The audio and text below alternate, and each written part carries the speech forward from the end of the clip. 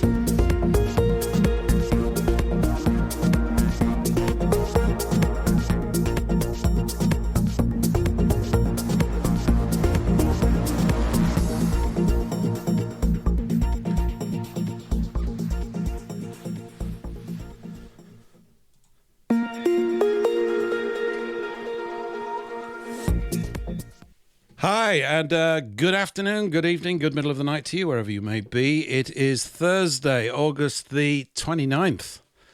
Wow, first bit started off great. This is Paul English Live, edition number 52. That means we've been running for a year with this. How about that? A whole year. So welcome to the show. We're here on WBN 324, as we always are. We're also going out on Radio Soapbox. We're on Rumble. We're on all sorts of interesting little things going out today. We got the crew lined up. There's certain things, of course, that I haven't got lined up at all, including the bloody starting music. So I'm just going to bring that in a second when I can remember what it's called, actually. Isn't that strange? It's normally actually already sat here. I can't believe that. That's absolutely remarkable. Oh, there we go. Look, there it is. What an idiot. Welcome to the show. Show 52.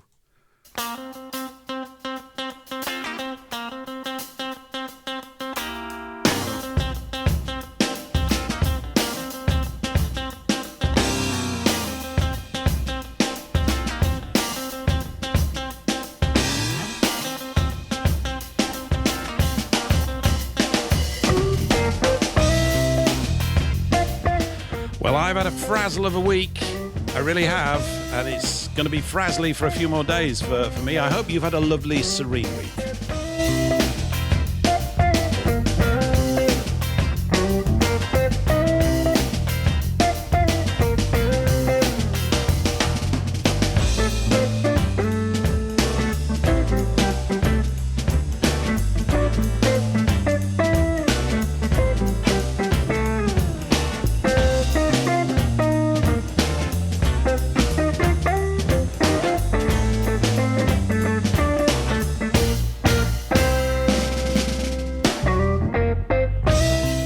And I am, of course, joined by the usual crew. We've got Paul of Beaneridge here in tow with the Global Voice Network, and Patrick over in Cheeseland from Wisconsin. He's going to be in on the show as well, although he might have to run off to do something of a kind of Porky type nature.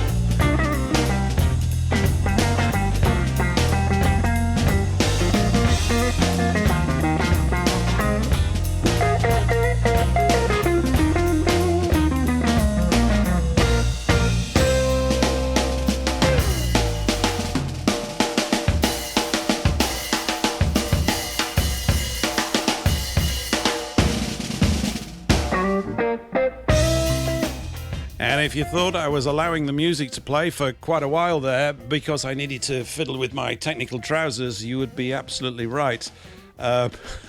Anyway, as I said there right at the beginning, this is show number 52, which ridiculously means that we've been going for a year. here on the good old Paul English Live show. So obviously next week will be the beginning of year 2. I'm good at maths today, so things are working quite well in that department.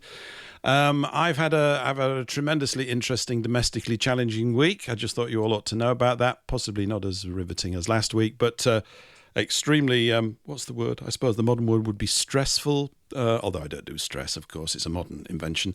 Just been a lot of things going on. And I thought we would start off, and I'll bring Patrick and Paul are already there. Patrick and Paul, are you already in the room? I'll just sort of introduce. Yeah, cool. Yes. Yeah. So Patrick, before I sort of go into my little sort of thing, what was this thing about you with pigs today? What was the thing? What's going on with you and the pigs? I need to know. Well, we're getting rid of the pigs. They're going to the neighboring town where they'll be taken good care of. And so I'm getting out of the pig farming. You're getting out of the trough. Hopefully. hopefully soon. Right. Yeah. And how many pigs are going to go? Oh, about 20, 21. Wow. Somewhere around there. Yeah. So you're going to be Pigless Patrick of Wisconsin very soon. Is that right? Yep. Cool. Yeah, hopefully. Hopefully. And Paul, you had any encounters with pigs this week, or have you had a pig-free week? I'm keeping all my pigs. I don't have any, but if I had any, I would be keeping them. Because pork is good, and it's good for you. It's the other white meat, just like me. It is. Yeah, it is. Actually, I've laid off pork. I'm in a sort of pork wars in the house. We don't eat pork anymore. Well, I don't. I kind of gave it up. I keep on seeing terrible videos about pork that put me right off. And my sons, of course, have been committed to the pork sausage for some time, which, of course, is completely understandable. I mean, it would be hypocritical of me to lecture them about pork sausages, having consumed probably thousands of them in my lifetime. But I gave up with the pork sausage a couple of years ago, and we've replaced it with the Italian chicken sausage, which I know sounds a little bit fey, doesn't it? But we found this fantastic way of frying them in butter. I mean, I know that's not particularly news to anybody, but I get these small little Italian sausages with stuff in, because the thing that I was really missing was the sausage sandwich. We have this sauce over here called HP brown sauce. Are you familiar with that? Do you have that sauce in America? No. Not that I've seen. Okay, well, it's just amazing. Maybe it's just a British sort of thing, but so the best sandwich I make for myself, and I often make plenty of them when we're going, it will be sausages in a toasted panini. I thought we might as well start off with food. Sausages in a toasted panini with sliced tomato, right, and brown sauce. And the brown sauce does something with the tomato and sausage type thing. And because I thought I wasn't going to eat pork sausages anymore, I thought, well, this is going to be desperately bad.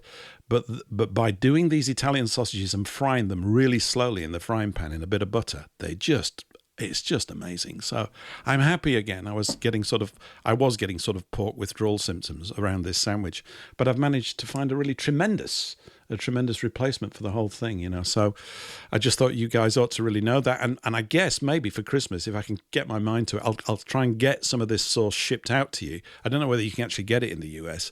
It's just one of these weird British sorts of things. It was invented about 1899 or something like that. And it used to have a picture of the Houses of Parliament on it. HP, maybe it stood for that. Really great sauce. And whenever you buy the replacement, it's always too sweet. It's got a particularly... I can't describe it. I don't know how to describe it. I think it's one of these strange British sorts of things, but I'm going to try and get you some, guys, because it would be great. Now, speaking of the Houses of Parliament, which, of course, none of us really want to do, but also making that connection to the HP sauce and that, I was down at the supermarket today. It's not that super. I mean, it's just sort of it's a shop that I go to. And as I've mentioned here before on the show, when I'm out and about, I'm all chatty and chirpy. Hello, how are you doing, love? And all that kind of stuff. And I went down about 5 o'clock today, which turns out to be just about perfect time because there was hardly anybody in there, apart from one poor woman who was in front of me. And I turned to her and I said, I said, I think we've come at the right time, She said, yeah, it's like having the supermarket all to ourselves. So we talked a bit of small talk very briefly. And then I said to her, do you mind if I ask you a question? She said, yes. No, she didn't. She said, no, of course, because people are so polite. I said, what do you think about the current British government and Prime Minister? Well, this was like putting a touch paper under a rocket. It was amazing. She was absolutely fantastic. She just kicked off on a big one. And I went, ooh, this is interesting. And I've got a sense about this that's running around. Everybody, if you've been over in the States seeing the sort of rubbish and nonsense that's going on here, you probably think, rightly, I guess, from the coverage that you've seen, that things are very, very bad. And in certain regards, they are. But not with those marches and so-called riots. No one has been seriously harmed in those riots. We might come to that a little bit later on, because there's comparisons with other events that have been taking place here recently over the bank holiday weekend. But she kicked off on a big one. Deirdre, I think her name was, and she was great. She said, "I'm a Londoner. I don't go in for all this kind of stuff." We're not in London anymore. She'd moved out, but she said, "My son's in the army, and they haven't had a pay rise for 4 years." She was spitting feathers, and her daughter works in the NHS, and all this, and she detests the Prime Minister, which, of course, pleased me tremendously, because that is, of course, the correct response. So that was a cracking little chat. Anyway, I'm trundling around. Buying some HP sauce, as you do, which is why it was on my mind. And I get to the checkout. I don't know whether you have this in the States, but the supermarket, well, I go to a few, but this one, I have their bags, their in-house heavy-duty carrier bags. I'm right on Mrs. Mop these days. And they check them. Every time you get up to the checkout, they say, "Can I have a look at your bags?" Yeah, of course. I mean, these are absolutely knackered. I've had them for about 3 or 4 years, so they're really beat up. They really want to look at your bags, and they scan. They go, "Yeah, that's okay." But the guy in front of me, and I found this really rather amusing actually, he had loads of bags full already, but from a different brand of supermarket. And I'm looking at him, and I said, "Hey, that's really quite interesting. I suppose by doing that, they don't ask to check your bags." And he started laughing. He said, "That's right." He said, "Wherever I go, I take all the wrong bags to different supermarkets, and it kind of buggers them up." So I liked him immediately. I thought, this is the sort of thing that I want to see more of. And he might be listening right now, because I sent him a link to the show, because he's called Matt. So Matt, if you've tuned in, it was great to meet you today. 2 blokes out shopping for sauce and stuff and all that kind of thing.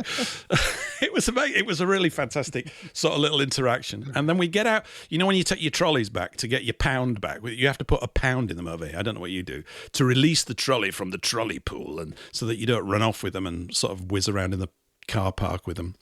These sorts of things do happen over here. We have that at Aldi's. Well, that's where I was. That's the only place I've seen them. That's it. I was at Aldi today, okay, and getting my Italian sausages, by the way. So loads of them, getting out of hand, this Italian sausage thing. And as I'm putting my trolley back, he comes, back. So I just carried on the conversation a bit, and this one went on even longer than it did with Deirdre. And so we've exchanged numbers, because I asked him basically the same question. I said, it's really good, you with the bags. I'm going to start copying that, taking all the wrong bags when I go to different supermarkets. It's so childish, isn't it? But, you've got to get your laughs where you get them. And I said, what do you think about the Prime Minister? Well, his reaction was even more intense. And he said to me, seriously, he just said straight up, and if you're hearing this, I'm probably going to paraphrase it a bit, Matt, and get it wrong, but he said, he's just a New World Order flunky. I said, yes. He said, he's got nothing to do with us. No. And the conversation went on pretty much like that, which is why I got his number, and hopefully I'll meet up with him again, because he's local, obviously, to some degree. And I just got this sense, and I've said it here before, it's more than a sense. It's not as if I'm some sort of genius looking at this kind of stuff. Although, of course, I am a genius in my spare time, but not at the supermarket. And there's just a lot of this. You only have to scratch the surface with a lot of people. There's something seriously different about this country, not just because of the so-called events and riots, but because of this Prime Minister, so-called. Okay, there's something really going on deep. And earlier in the week, you may have caught it. I hope you didn't, because you would be better off watching paint dry. This character, this Keir Starmer, gave laughably something called a speech in the Garden at number 10 Downing Street. It's about 30 or 40 minutes. I could only stand about 3 or 4 minutes of the thing. And so I was looking it up on YouTube. Sky News have got a report of it. It's about 40 minutes long. It's titled, Sir Keir Starmer delivers major speech about his plans for government. Watch in full. So it's the full speech. I might get round to watching it again. But the really interesting thing to me is the comments, because it's full of people like me and Matt and Deirdre, all banging away. And let me just read a few of them. This is on the YouTube thread. Because he's talking about delivering a very harsh budget in October. Well, are we surprised? And he says, I won't read out who's made all these comments, but they go things like, perhaps they should give up their £3,000 heating allowance. This is, I think, for, elderly people. He says, there needs to be an urgent vote of no confidence. This is beyond a joke. He's got to go. Yes. Wouldn't a reduction in everyone's heating bill in the autumn through new Great British Energy be a better solution while ensuring the poorest are supported in the heating bills? That's rather boring. We don't really have an interest in that. Why has he got to go? Yeah, okay, if you're asking a question like that. Next one. He said that he didn't win the election, and now we are told it's going up because of 10%, blah, blah, blah, blah, blah. And then there's because he stinks. I like that one. That's a succinct one. He's got to go because he stinks. Yes, he does. He stinks. And then there are further ones on about people detesting him. I won't go through the whole lot. There's not 1,000 comments here. It would make for a rather tedious show if I go through the lot of them. But how about this one? Letting out rapists from prison for comment and prison for comments on the internet. He really brings shame on himself. So you might know this, that they basically, one of the first decisions that this creature implemented was to halve all the sentences for rapists and all sorts of other serious criminals and let them out, because apparently there's not enough space in the prisons. But if you say something rude and naughty on the internet, you go to prison. And many listeners here, and no doubt you, Patrick and Paul, will be familiar that that's a similar tactic used by the Bolsheviks back in 1917. I'm sure that rings a bell. Psychological warfare. Absolutely. So they're getting hold of the language first. And because we all use language, it effectively criminalizes all of us, for that naughty thought that I just had 15 seconds ago, which I didn't say live on air, but boy, it was naughty. It's a good job I didn't say that one. And comments like, fix the country first and protect the population. Yes. I like this one. Why don't you start fixing things, Keir Starmer, by resigning?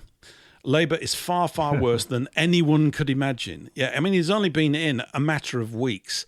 So it's not...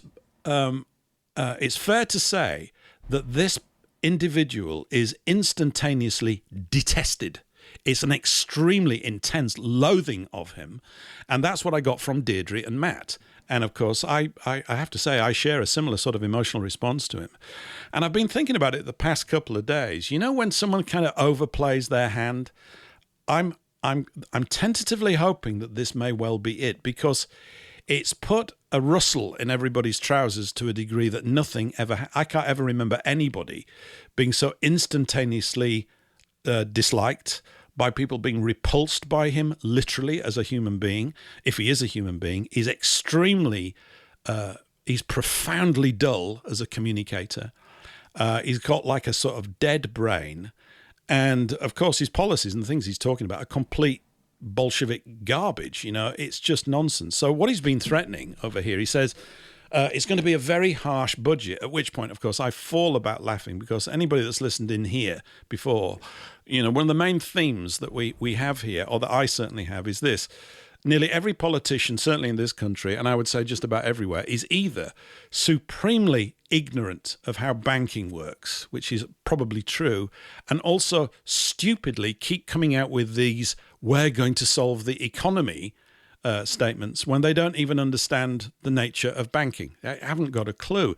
So nothing that he's going to do is going to improve anything. What he's also saying, and both of those people said this to me as well, or certainly Deirdre did. She said, what I don't like is he's blaming his problems. Apparently he's got some problems when he arrived in, his budgetary problems, on the previous government. It's always the previous government's fault, and they didn't know how bad it was. Of course, this is complete nonsense and bilge. The fact is, the simple truth, and we will maintain this, I guess, as we go along, is that he is the puppet of other forces. He's obviously been, I would suggest, identified and targeted when he was at university, about 17 or 18, something like that. And you might remember last week, I played a clip from Peter, I think it was last week, or maybe the week before. There was a clip from the journalist Peter Hitchens. And Hitchens was basically saying one of the things Hitchens said was, hey, me, Peter Hitchens, I used to be a Trotskyite as a student in the 60s and 70s. Yeah. And then he said that Keir Starmer also was, but he was a Pabloist, which is an even more sort of intense version of this. So we're dealing with a guy whose ideology is complete gibberish and is for backward people that really need to be put in mental institutions. I mean, how much death and rivers of blood do you have to see before you actually understand that the ideology you're proposing is not simply just ridiculous, but is dangerous, stupid, inept, and cannot achieve anything other than misery for so many millions of people, which is what he seems to be intent upon doing. And these comments are just fantastic. And what I think has occurred is that he may be a cloud with a silver lining. They may have overplayed their hand by furnishing this creature in front of everybody, not thinking that anybody would react anymore. And yet I sense you only have to look at the comments everywhere that this is the case. And as a final little comment in this bit before you guys step in and maybe say what you need to say, there is a media personality and journalist over here, I've mentioned him before, called Jeremy Clarkson. He's a northerner like me, except he doesn't talk like that, although he can do that. Comes from Doncaster. He's very famous as being the host of a TV show, motoring show called Top Gear, which lots of people used to think it was about drugs. They thought that's what they were talking about, but it's not. And he's recently, over the past few years, and we've mentioned this here, and this kind of taps in with your situation with pigs as well. He's actually set up a farm. He owns a farm and he runs a farm, and working with Amazon Prime, they've turned it into a series about how he has gone about becoming a farmer. And it's just I think it's one of the best things I've seen in years, because it's directed people very subtly and steadily towards the plight that farmers face in this country, because they're basically being victimized by similar sorts of mentalities exhibited by Keir Starmer and the rest. Anyway, I think it was, where are we now, Thursday? I think just over the weekend or early this week, Clarkson opened a pub called The Farmer's Dog. It used to be called something else, and there's a lot of videos of it on YouTube. So, guys, those of you in Rumble and listening to the show, wherever you may be, if you get on YouTube and type in Jeremy Clarkson, The Farmer's Dog, you're going to find a series of clips there.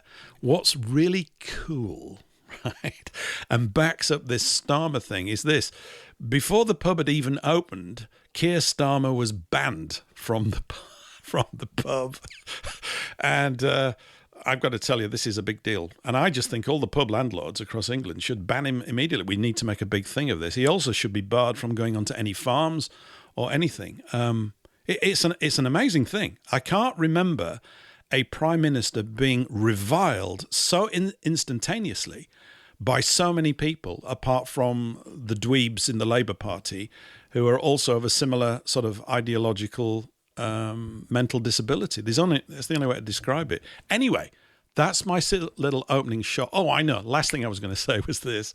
So I thought, because he's causing so much harm, Starmer the Harmer, we need an alarm to tell us when he's going to. So we need a Starmer harm alarm. I don't know whether that really makes too much sense, but I thought somebody needs to patent a Starmer harm alarm. Wonderful. It's brilliant. Starmer harm alarm farmer. It's good. You see, I'm looking at this stuff is really important, right? We need jingles. The Starmer farm alarm. What's that voice I hear? I hear a cackling. The Starmer farm harm alarm. The Starmer farm harm alarm. Starmer farm harm alarm. Yes. And yeah, you can see I'm lost to the advertising industry. If anybody wants to send me any money, right? So the Starmer Farm Harm Alarm, yeah, absolutely. And every house needs one. And Eric, I just heard some cackling there. How are things in Fockham Hall, Eric? Oh, very well, thanks. I'm thinking of there's that Starmer is actually banned from Fockham Hall as well, so he's not allowed here either. Fantastic. So that's great. So that's good, isn't it? Yes. Yeah. New banknote is coming out, a Fock Bob with his face Fizzog on it. So everybody's eagerly awaiting that, of course, which you'll be able to download free of charge off of my website. So if you're a bit short of a few bob, just download the lolly and there you go. So that's instant exactly what money. the government does, isn't it? Instant money. That's what the government does, isn't it?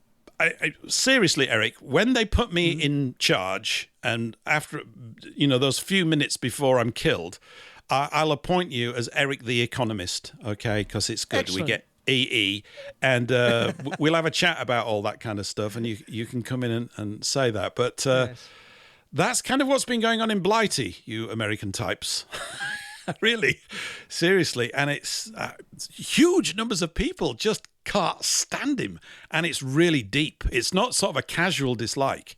It's intense. It really is. And I just know if I scratch the surface with anybody, all politely and cheery in the street, I bet you 9 out of 10 I'm going to get this coming back at me. And it's very, very encouraging. I've got to tell you, I think it's really rather brilliant. Oh, wait Yeah? a minute. Yeah. Wait a minute. I think they're going to try and equate him to Trump with Trump derangement syndrome. It's going to be Starmer derangement syndrome, and they're going to use it against.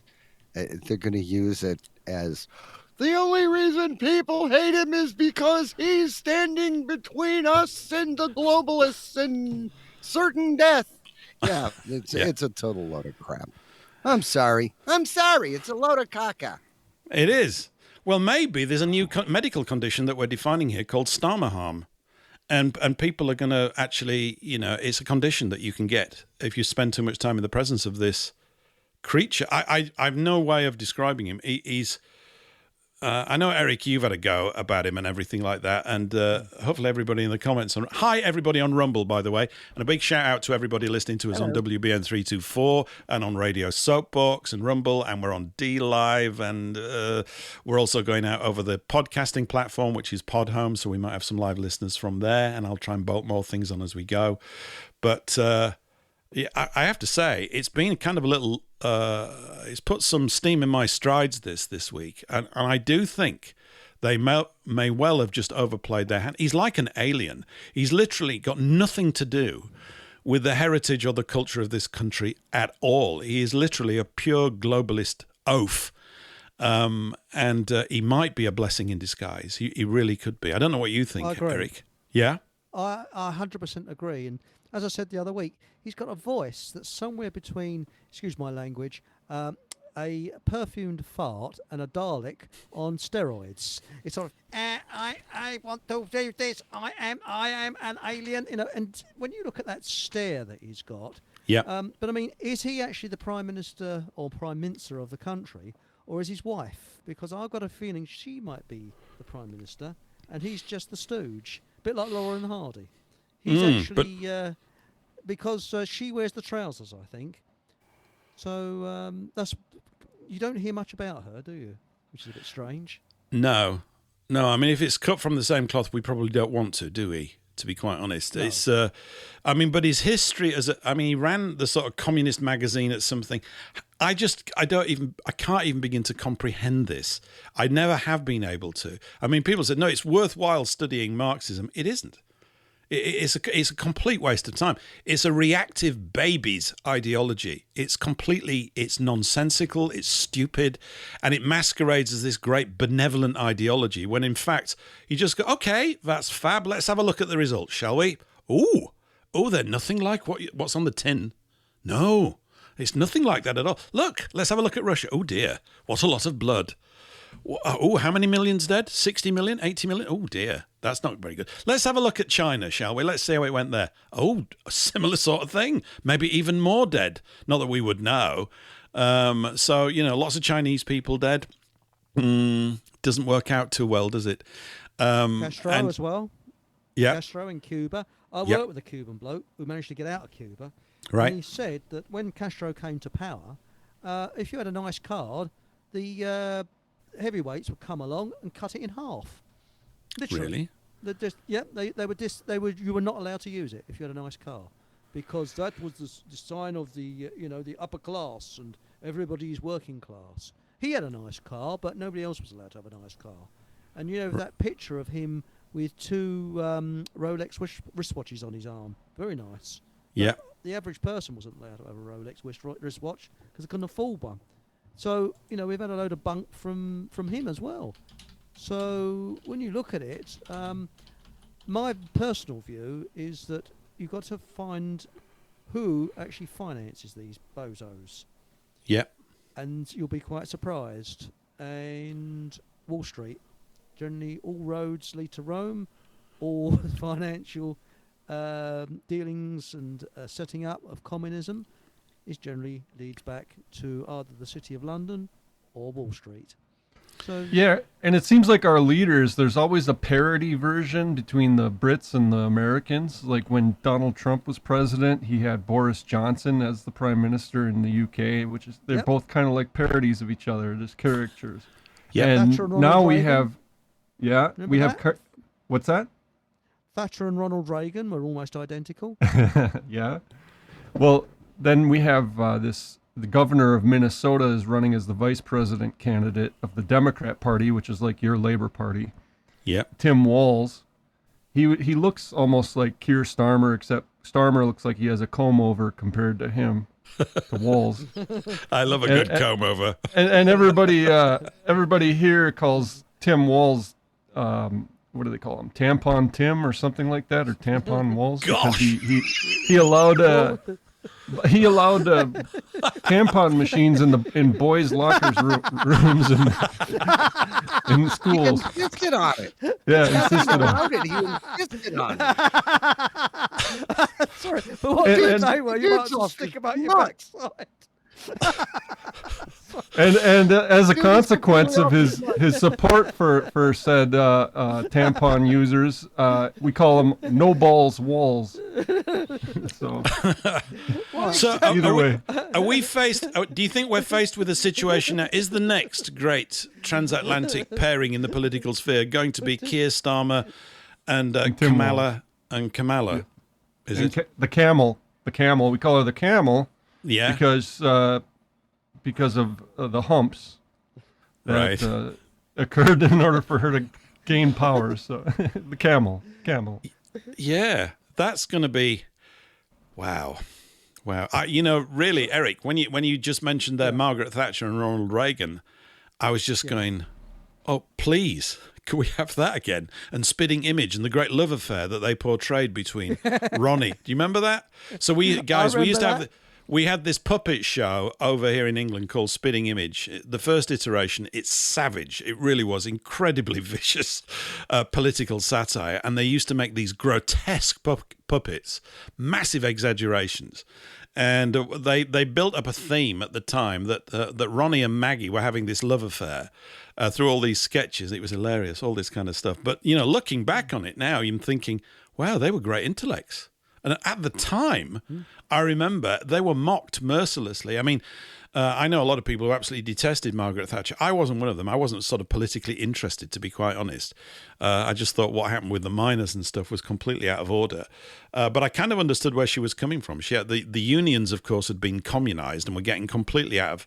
So the leadership, yet again, the leadership of these things was not fully serving the members of these things. This was happening over and over again. But that was a fantastic show. I mean, it's you would never be able to show it now, I suppose, because it's so savage that it's for grown-ups and there appears to not be any left. We've got all these people just caring for everybody so much that, the idea of political discourse has been asphyxiated. You can't actually talk properly like grown-ups anymore because someone's going to start crying. And they used to have a thing.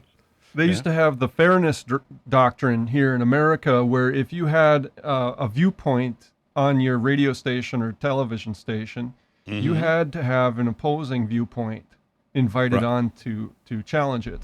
Right.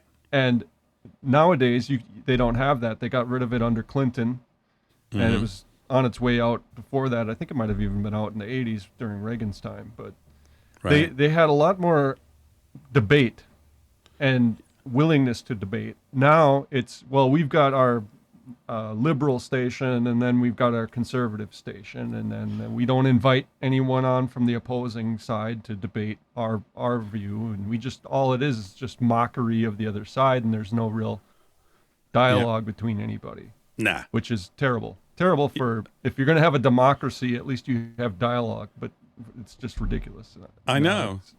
Well, it is. What was that thing that I think we mentioned it a few months back? They'd done some kind of, analysis, psychoanalysis of communicators and things. And it turns out that the most compelling quality in any communicator is when they are authentic. I think we all know what we mean by that today, although they'll try and hijack that word, of course. But at the moment, I know what it means. When someone's authentic, even if they're saying things that you don't like, it tends to capture because they're coming at you without ego, without a sort of ideology, without a kind of stilted, the whole thing naturally flows. And it can be like this radio show, of course. We're all very authentic fellows, aren't we? And or we seek to be, as best as we can. So that's the quality. Yet the current slew of actors that they've dropped in, they don't have any of that quality at all. This is the bit that's kind of I think people are just detecting this more fully with every passing hour, to be quite honest. I know we know about it intellectually, but experientially, people are just getting it, and it's when you can go through and just, that's why I do my supermarket walkabout, talkabout type thing. Because I only ever get out to the supermarket. It's the highlight of my social life. No, not really, but it's bloody great. I absolutely love it because I just think it's in there. So, all these sort of views that Britain's done and all that, forget all that. This is nonsense. The veneer of it, yeah. These things don't change. Even if you look at history and say, that country's in ruins, and maybe for a period of 40 or 50 years it was. Look at Russia. Russia's a case in point. They went through absolute hell yes. Under the control of an alien group. No one, as I grew up, in my teenage years and in my 20s, that was being the 70s and the 80s, no one thought, everybody just thought Russia was the most miserable, depressing, wretched place on the face of the earth. And I think at the time it probably was. Certainly that was our perception. Then they come out of it. Now they're full of all this vigor and they're expressing themselves. I'm not painting a rosy picture. I'm not saying that they're necessarily the good guys. I'm just saying that people always recover. Nature always wins in spite of all the machinations and simplistic idiot plans by these screwballs that get in charge, who, of course, main goal is to sort of wreck the lives of everybody else to justify back to themselves that their ideology is so profoundly brilliant and you must all live under it. So all that kind of stuff. It's people recover.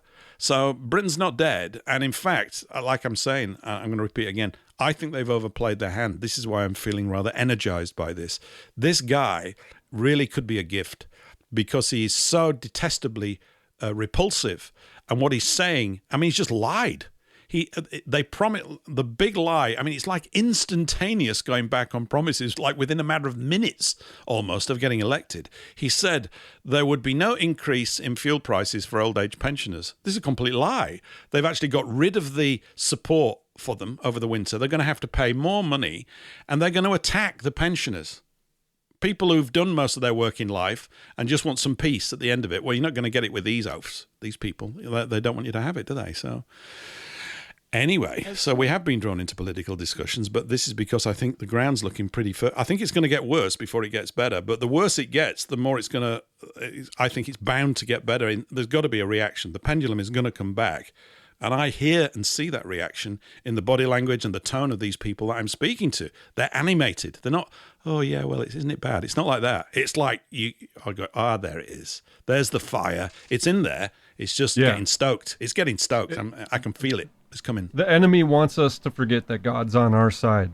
That's their whole demoralization program, is to make the people forget that. That way they don't ask for a higher wage for their labor, which they deserve, and they don't ask for the pension that they deserve. That's getting eroded away by usury scams. Absolutely. And then the environmental movement. Why isn't there a person out there, a group of people getting wood firewood to these elderly pensioners. And well, I think when it gets round to it, Pat, there may well be things like that are going to come along. I think as kind of support networks on a local level, and we've talked about local things here regularly over the last few months. It's the theme that's building up.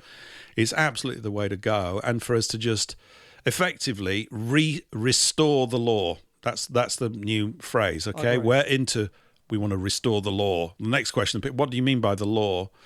And we mean the law, the one under God, the one that this country is actually founded on through the common law, and which has been exported throughout the world in the form of the common law, and to get to grips with this. And it's absolutely the way through. I'm convinced of it, that it's not about bruisers on the streets. That's exactly what they want. They exactly want this. They're even stage managing these things to convince you that these things have taken place in a genuine fashion.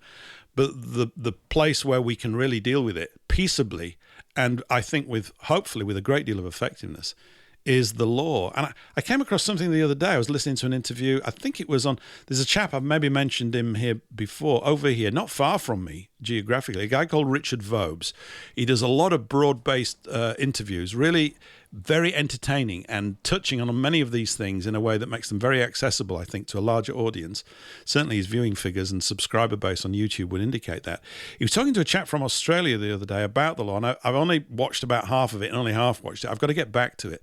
About this whole thing to do with birth certificates and your standing and the names of countries and where is the border of the UK. The UK is a thing written on a piece of paper, and the border is the border that goes around the paper. All this kind of double linguistic bullbab that they've been pulling. But one of the things this guy mentioned about the word law is, and I've not seen this before, I don't know whether it's necessarily true, but I liked it because it's memorable, is that it's an acronym. And it stands for the 3 jurisdictions, which are land, air, and water. I went, that's useful. I think it might be useful, that. So I just thought I'd drop that one in. Yeah. Earth, wind, and fire. Copyrighting your name as well. Yeah. Have you heard that latest one? What's that? Copyright. You copy, because you know when you get things from the bank, it's in capital letters. Mm-hmm. It's not to you, it's to your birth certificate. Yeah. So, for example, Paul English. Now, I don't know too much about this, but I was listening to it tonight, strangely enough, on Richard Vobes, where there's a person who's copyrighted their name, so that if one of these collection agencies contacts you, and they put the name in capitals, they've got to pay £10,000 because they've breached the copyright of your name. Yeah. So before they go any further, they've got to pay you £10,000. I wonder if some of these musicians don't do that with their names, the famous musicians. I guess they might. I don't know. They might. Well, I've heard of this phrase, like I would say Paul of the family English, but I might not even use that. Surnames are interesting, but I'm just Paul. You're Eric, and Paul's here, and Patrick's here. That's the Christian names. That's an interesting terminology called our Christian names.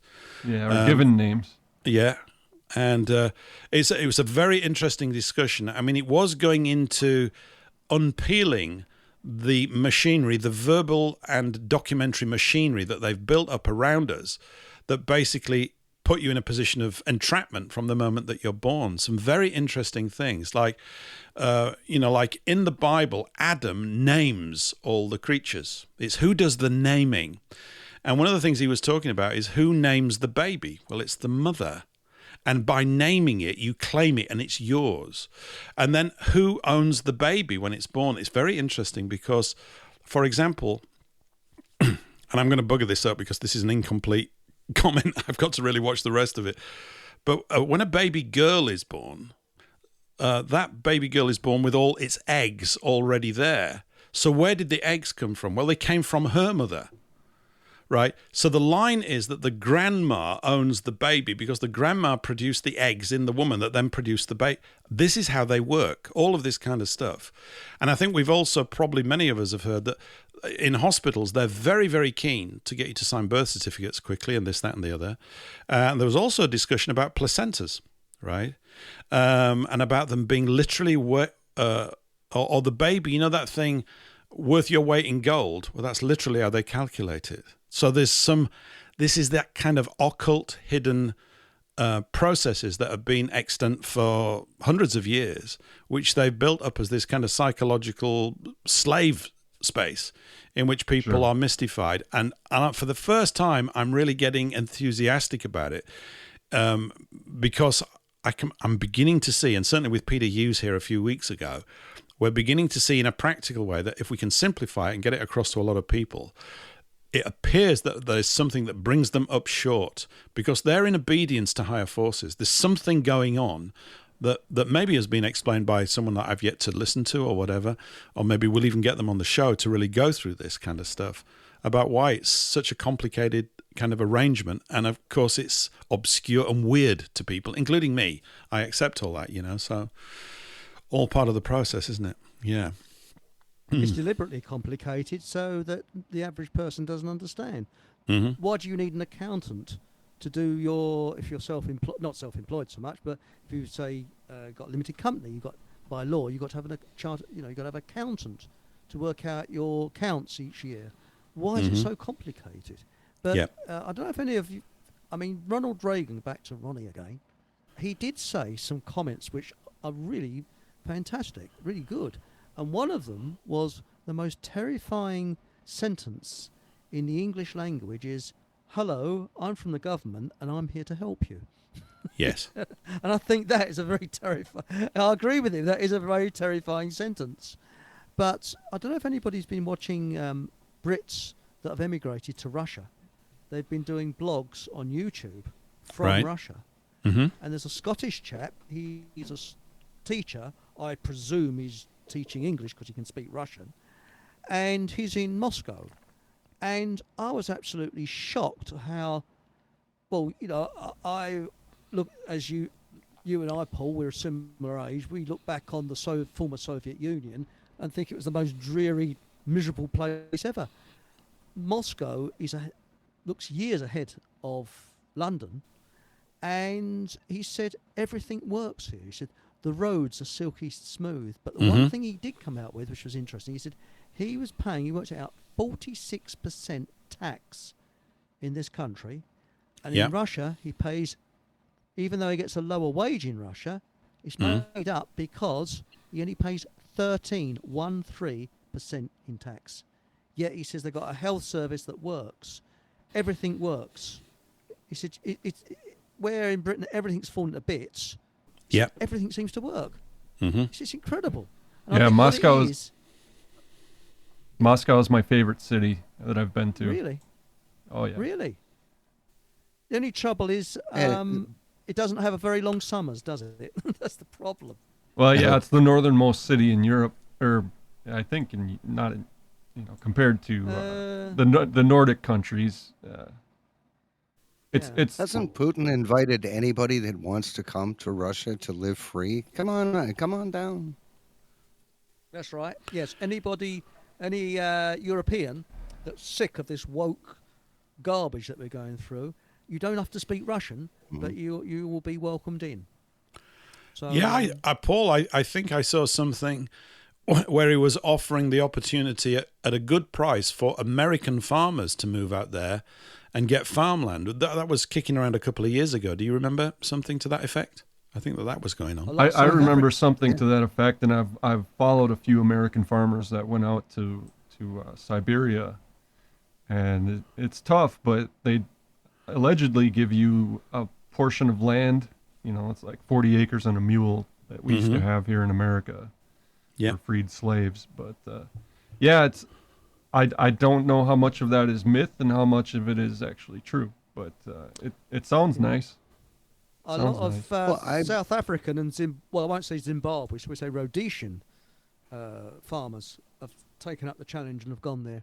There's areas apparently in I think it's the eastern part of Russia, that are full of Afrikaans and people from Zimbabwe, farmers, because they know how to farm and that's what they want. So, that's... Right. And they're used to lions and things, whereas in Siberia you have to be concerned about tigers and whatnot. But do you? Siberian tigers, yeah. A Siberian tiger in Africa? No, in I know. Siberia. I know. I know. Yes. No, Hey, African I would tigers. thought. Well, Yeah. what are you going to deal with? African tigers or Siberian tigers? Come on. A tiger is a tiger is a tiger. But I did want to circle back to one thing really quickly, and I didn't want to use the term circle back, but it works.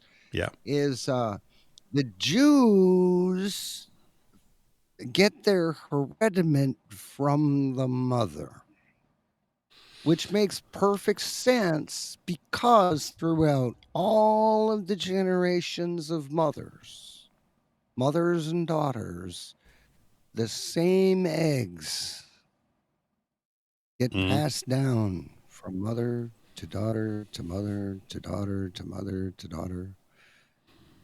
Mm-hmm. And that would make perfect sense as to why the Jewish herediment would follow the mother. But that doesn't explain the tens of pages of begats in the Bible where so-and-so begat so-and-so begat so-and-so begat Right. so-and-so, which were all the fathers. Biblically, it's the patriarchy that it follows. Yeah. Okay, Yeah. so how can Jews be the favored people of the book when the herediment of the book is by the father, but the Jew is herediment by the mother? Doesn't make sense. Somebody answer my question. Well, what the Bible forbids, the Talmud allows. So It's really interesting that you bring this up, because on the Telegram group for this show, Paul English Live, on the chat group for it, I think it was Lorne, or Lorne, maybe I pronounced that right or wrong, or put a post up earlier today with a thread that touches upon this, because it was a series of speeches by rabbis and other Jewish characters giving their interpretation, as it were, of what's about to come up. And I went over to the thread, and it's worth reading the entire thread. It's one guy called, he's on X or Twitter, Brandon Taylor Moore. And it begins where he says, you've got to be pretty thick to not realize we're smack dab in the middle of a modern global Bolshevik revolution. And then he goes on, So, and it taps into what you've just addressed, Paul. And I've mentioned this here before. It's absolutely key. They are a matrilineal people. The Israelite people are patrilineal, and therefore all their claims that they make about the unfolding of prophecy, as it were, within Scripture are irrelevant, because it's not about, for, or by them. It's not them. In fact, I don't know other tribes that measure their descent through the mother matrilineally. No doubt there probably are some. I'm just not aware of any right now in this conversation. But any tribe that is matrilineal is literally instantaneously excluded from being the people in Scripture. That's it. Right. Now, there's thousands of other arguments. And I can't take credit for that. No, you could. I can't take credit for that. I got that from Roger, and I paraphrased it. And I likely screwed it up. Yeah, but I did get that from Roger Sales. So, yeah. Well, it's been a common thread in many discussions I've had for years, and it comes up again and again and again because, we have to go back to it. And Sussex, man, I've got to give a shout out, by the way, to just about everybody in the chat. Thanks awfully, all of you. Who is in the chat? Let me see. Let me run through it. We've got the Kingston Whittler. I think he knows you, Eric. The Kingston Whittler. Hope the whittling's going well in Kingston there, Kingston Whittler. Chris, Sussex man, is there. Aunt Sally, hi. Welcome to the show. Ether EMF. Alvin Kurt, all good stuff. Billy Silver, welcome back. Somebody called Eric Von Essex. I don't know who he is. EXO. No, and really? Also, welcome to hell. Hi, welcome to hell. But welcome to the show. Welcome to the show. And Sussex man just put a good comment in here on this thread. He says, the Bible says, beware of the seed of the woman. Hello. What's all this then? Oh, no kidding? Yeah, no kidding. Absolutely straight up. And I was mentioning this the other day. I think it would be straight up, wouldn't it? Steady, Eric. This is a family show. Yeah, really. Really. It really is. Sorry about that. No, it's all right. I know. Yes, by the way, when it comes time for a musical break, there's a couple of them in Skype for you. Mm-hmm. Oh, cool. I've got something lined up as well that I'm just reading out now live because I couldn't put it. So I've just put in the chat a link to that Twitter thread by Brandon Taylor Moore, and I would recommend you all go read it. It's a multiple series of posts, and if you're not familiar with this truth, it is a truth because it's proven in so many ways. It's a good time this is a good way to get familiar with it. Okay, it's very useful. He's not the first person to write about this, obviously, because we already knew about it. But more and more people are commenting on this, and I was mentioning this to someone the other day. Of course, there is this thing that came up a few months ago about these red heifers and all this sacrifice at the temple. It's hilarious because none of these stories apply to this people.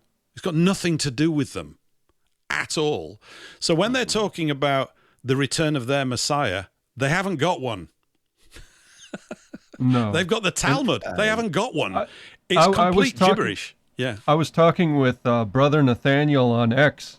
He had a little X talk. And right. He was saying that most of these people that call themselves Jews these days, they don't read the Talmud. They have no idea. It's all oral tradition to them. Yes. And it's all passed on. And they really don't read these things. And and these things about the red heifer and all that, it's just a load of BS just to keep people occupied, thinking that these are all going to be prophecies that. Yeah, I agree with you. It's more this Christians. thread on X, Patrick, it starts off with this video clip for a few minutes. Now, these are the sorts of, I'm calling them characters, that are maintaining this fiction, which is what it is, expecting you to actually accept that what they're saying is spot on. And I'm informing you, it's complete blather from start to finish. And it only takes a casual bit of research, which was started here with this thread with Paul a few minutes ago when he mentioned this thing about matrilineal descent and patrilineal descent. That's it. You don't need any fine, refined, super detailed arguments about this stuff. We're simply trying to detect who is identified by what pieces of writing. So it's very important. People are getting, there's all this doom and gloom. No. It's not like that. It really isn't like that. But of course, most people are completely lost. And it's understandable that they would be lost. I absolutely understand it. I'd like to put this out there regarding that. The patriarchy, you have to follow the law in order to maintain a record of the patriarchy. You have to have a valid marriage. Whereas a mother just having a baby, you don't necessarily know who the father is, but you know who the mother is. It's obvious. Mm-hmm. But the father, it could be a mystery because it's 9 months down the road. But if you have a solid marriage where they're committed to lifelong marriage, you know that that's the father of that child. Mm-hmm. Whereas you don't necessarily have that if you're just following the matriarchy. It could be anybody. It's just it's an easy way out to keep their lineage as though that's important. As though there's a good comment here from Exo. I got to just throw this in. It's in line with what you're saying.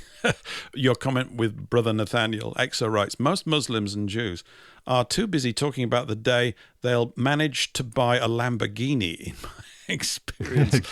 Yeah, not a Lamborghini tractor though, I expect, which are fantastic tractors as driven by Jeremy Clarkson. So Lamborghini started off as a tractor maker, by the way, everyone. They make great tractors. Okay, so his pub's the Farmer's Dog. Didn't you have a pub called the Black Bitch? Not that long ago.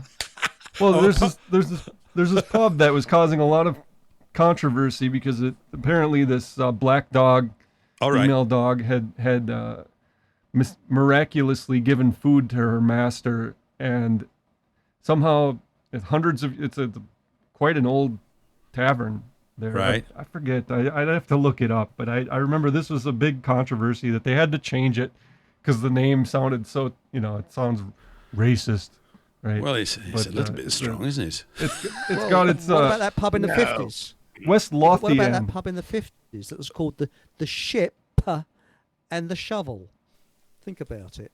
SHIP and shovel, the ship and shovel. Seriously, they had to change the name. How do you know all this stuff? I say you are basically the living embodiment of the 1960s cheeky seaside postcard and all. It's just, that is amazing. I love ship like that, and it's really, really good ship. Is that? That's fantastic stuff. Yeah, well, that's really good. Actually, but most of my gags are ones from the 60s because I had 3 uncles who were stand-up comedians. So went up from a very early age. I was hearing all this smut, which I didn't quite understand at the time. And as I got older, they were very geriatric. They're all gone now. I sort of had this moment of of finding out what they actually meant. But they were very, very skillful at innuendo. It was all innuendo, double meaning. That was comedy. Eric, I've been meaning to ask you your take on Dudley Moore and Peter Cook. What did you think of them back in the day? Oh, they were fantastic. Peter Cook, Dudley Moore, but they Derek were really and Clive. good. Yes. Yeah, I haven't played any clips from Derek and Clive on this show. Maybe we'll find the ones that are actually possible to. I mean, some of them are off the charts. They basically melted needles all over the place. It was just, what did he just say? That kind of stuff. Of course, as schoolboys, we were completely enraptured by the fact that this was the most vulgar, depraved communications we'd ever heard before. But it is funny. Some of it is really funny. Just, Paul, I'm going to steal your phrase. Circling back a while. Just going back to the Russian farmers things, Aunt Sally wrote, and I'm completely in agreement with you on this, Aunt Sally. She says, I don't buy into all this leaving your homeland trend. People that leave their homelands are contributing to globalism and will eventually be resented by the indigenous population. I agree. I mean, basically, like going back to that word I was trying to coin a few weeks ago, locationism, which of course it's not necessary, but that's what it is. It's being a locationist. It's the location of people that is the big bugbear, because it brings about frictions that literally don't exist when people are in and amongst their own in their traditional homelands. Then we can work with one another, but you can't work with one another when people are disturbing the operations in each person's kitchen, as I well know on a personal level at the moment, recently during my week, which I won't go into, but I sort of just did, but I'm not going to. Anyway, look, we're at the end of the first hour. How about that? I'm going to play a song actually on time this week. This is ridiculous. So I just thought of this. We'll put some more stuff up. You're listening to Paul English Live here on WBN 324. We're going to take a short break with this song. I'm here with Paul and Patrick and Eric, and we'll be back with the Paul English Live for hour 2 after this song.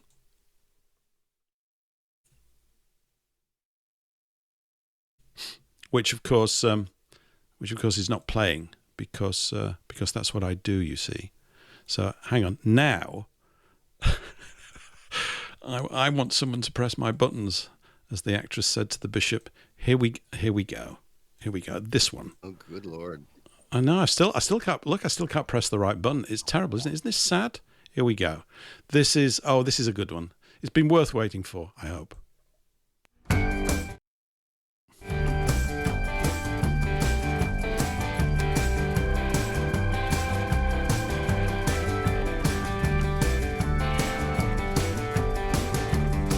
I'm going uptown to the Harlem River to drown. Dirty water gonna cover me over, and I'm not gonna make a sound. I'm on a roll, mama, I gotta go. Gotta get there while I still can. Troubled days are behind me now, and I know they're gonna let me in. When you see me walking up the empty yard with the singing and clapping my hands. Tell my mama I love her, tell my father I tried, give my money to my baby to spend. So Lord, I'm going uptown to the Harlem River to drown. Dirty water gonna cover me over, and I'm not gonna make a sound.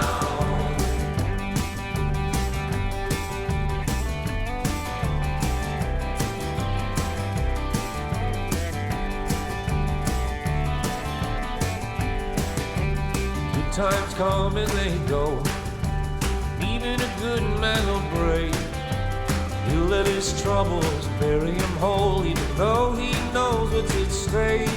So I'm taking no chances, carrying over while I'm still good in his grace. And I'm no fool, mama, I know the difference between tempting and choosing my fate. So Lord, I'm going uptown to the Harlem River to drown. Dirty water gonna cover me over, and I'm not gonna make a sound.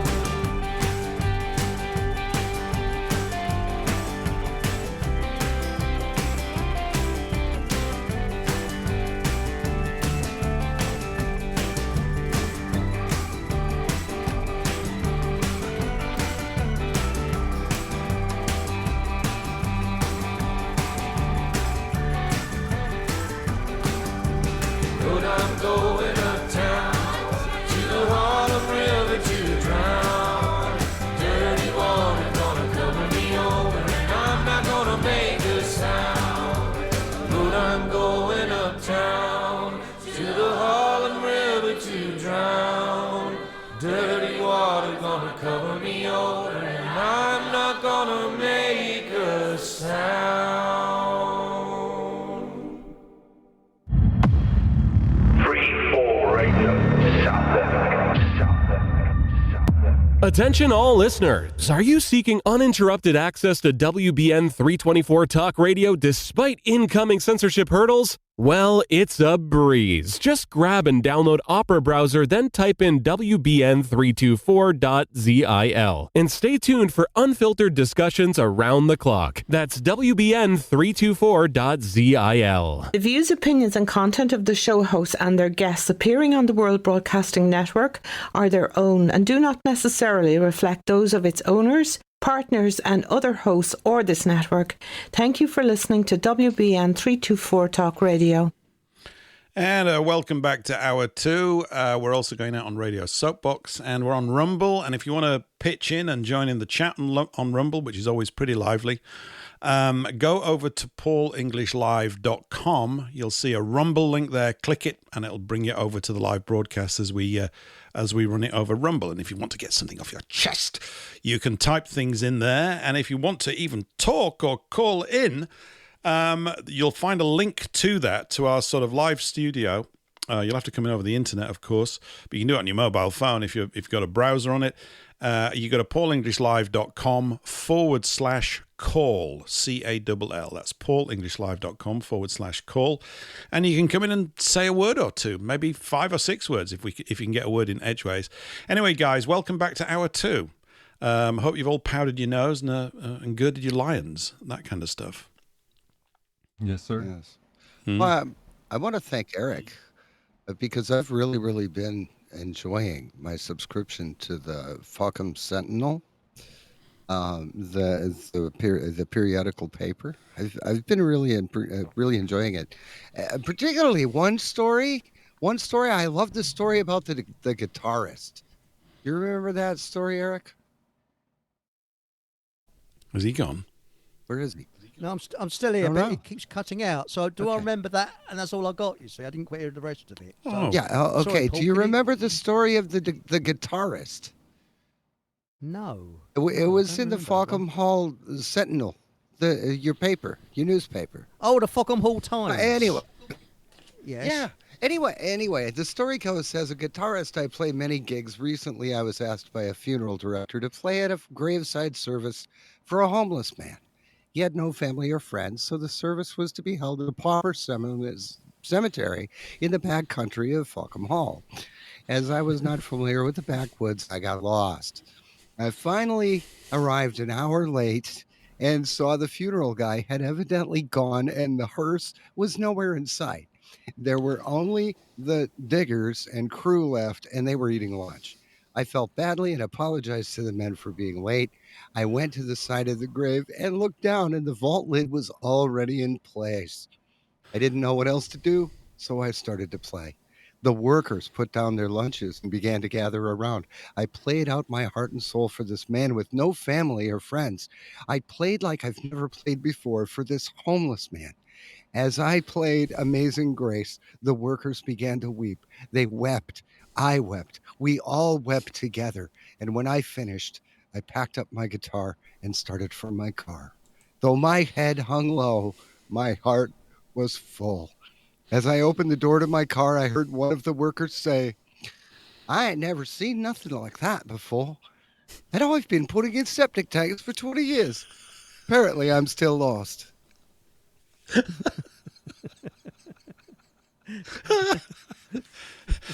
Eric, how do people get a subscription to the Falcom Hall Times? It's free of charge. You just go on the FalcomHallRadio.com and I'm actually doing a new one now. I'm updating it. And I'm saying that, on Monty Python, there was, Eric Idle said something like certain words are a woody type of word. Well, I'm trying to find that is Keir Starmer. He's not a woody kind of word. He's a sort of crappy kind of word. I don't know quite what to describe it as. But no, I'm actually doing a new Falcom Hall Times. And I think it's time that we had... there's a lot of magazines out there that are telling you doom and gloom. but there's no real satire left. And I think there's a room for satire. And we need to laugh and just keep laughing at these people. The World Economic Forum, World Health Organization. We should be laughing our heads off. And when Starmer makes, comes on the scene, why can't we all just whistle the Laurel and Hardy theme tune? Wouldn't it be funny? I mean, they are funny. We should laugh at them. Yeah. Just look at them.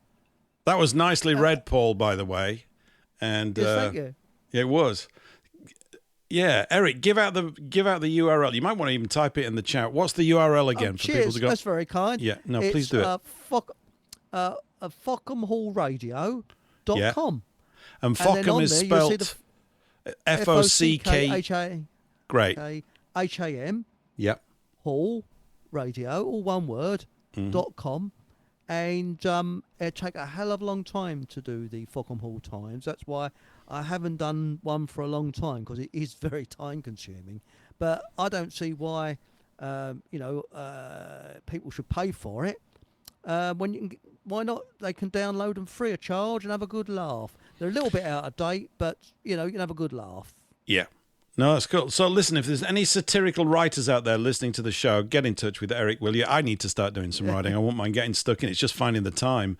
But I think because I've just thought as well that there could be Fockham Hall financials for the financials section. I wouldn't mind writing a few things. But there is a financial section. Is there? It says, yes, it says, the finance news is stock up on toilet paper.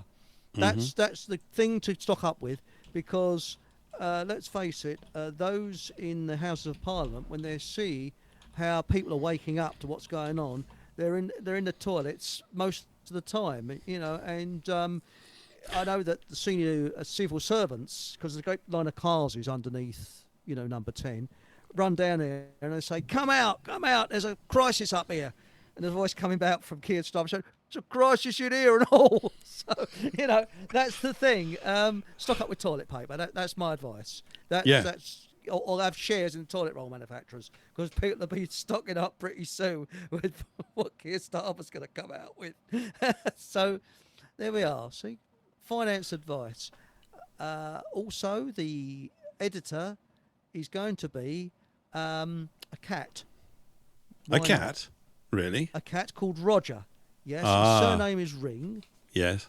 And he likes to be known as Roger Ring the Cat, because a lot of senior civil ambassadors and people like that around the world like Roger Ring the Cat, apparently. So that's why he likes to be known as Roger Ring the Cat, you see. So there we are. Nothing rude in that. No innuendo at all. None. Yeah. None whatsoever. No. Perfectly clean. Oh, marvellous. Yeah. So there we are. So I'm serious. Everybody, you need to start writing stuff. We just need mass participation communication. I'm serious. But speaking of which, I think I mentioned the other week, I was talking about David Irving last week, of course, and that I picked up some books when I visited them, and the one that I wanted to read, and which I did get a copy of, apart from the magnum opus, which is Hitler's War, which I'm kind of saving for the winter months, and in fact we got a good little video over on the chat. One of the chaps there had run off to Marbella because he didn't want to endure any more of the British summer, although we've had a fantastic time here on the south coast. I'm serious. The last 5 weeks have been wonderful weather here. Really, really good. But he had a copy of Hitler's War on the table there and put a bit of video footage. No takers, apparently. Nobody actually jumped in. But I got the book on Goebbels, which I've been... I can't put down, actually. It's... absolutely brilliant. It really is. And the sheer mess of it all. So, of course, people have the received mainstream media report from the Allies about what was going on, say, from 1927 to 1933 and all this kind of stuff, But in this book, you don't even get the alternative view. You get the real view, because the source material for the bulk of the book was Irving's ability to access, read, and understand. And that's a big thing to say, because I understand that other people that bought it couldn't understand it. It's written a sort of kind of slang or something. It was quite a challenge. But it's directly from Goebbels' diaries.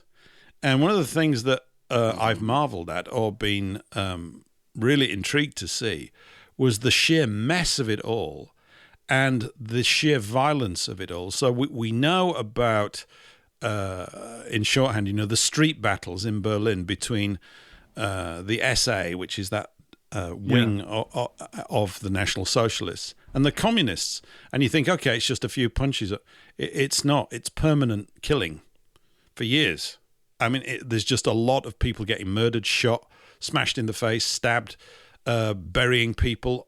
I'm going, that backdrop, it's like, oh no, it was easy for them to come to power. They're fighting tooth and nail. It's a completely different world. And when he started, I don't know if I mentioned this the other week, but it's worth repeating again. When he got dropped in on Berlin, and he's definitely a dark character, Goebbels. I'm not trying to defend him. I'm just there's aspects of his character that you go, whoa, and it gets really revealed. And Irving paints it brilliantly in the narrative. But when he arrived there were like 1,400 members of the party, and by the time they got to 1933, he'd managed to expand that to about 150,000. And it's looking at what he did, and he's just relentless. Also, throughout most of the early 30s, 30, 31, 32, he's basically in court all the time, facing libel charges for what he's written in his paper, Angriff, and other things like this, permanently broke. Seriously, and yet going hammer and tongs all the time. And also his comments about Goering. He's not too enamored of Hitler in the early days at all. He's quite scathing. He thinks he's too slow and is far too nice to people and all this kind of stuff. Goering, I'll have to get some bits and read them out, actually. Maybe I'll do that next week, just some highlights from it. He refers to Goering repeatedly as old fatso. It's just quite a thing. And you really get an insight into the clashes of character as they're forming this, for them, necessary fight back for the recovery of their nation. So it's not all plain sailing, and they're not saints, and I never thought they were, and everybody needs to understand that.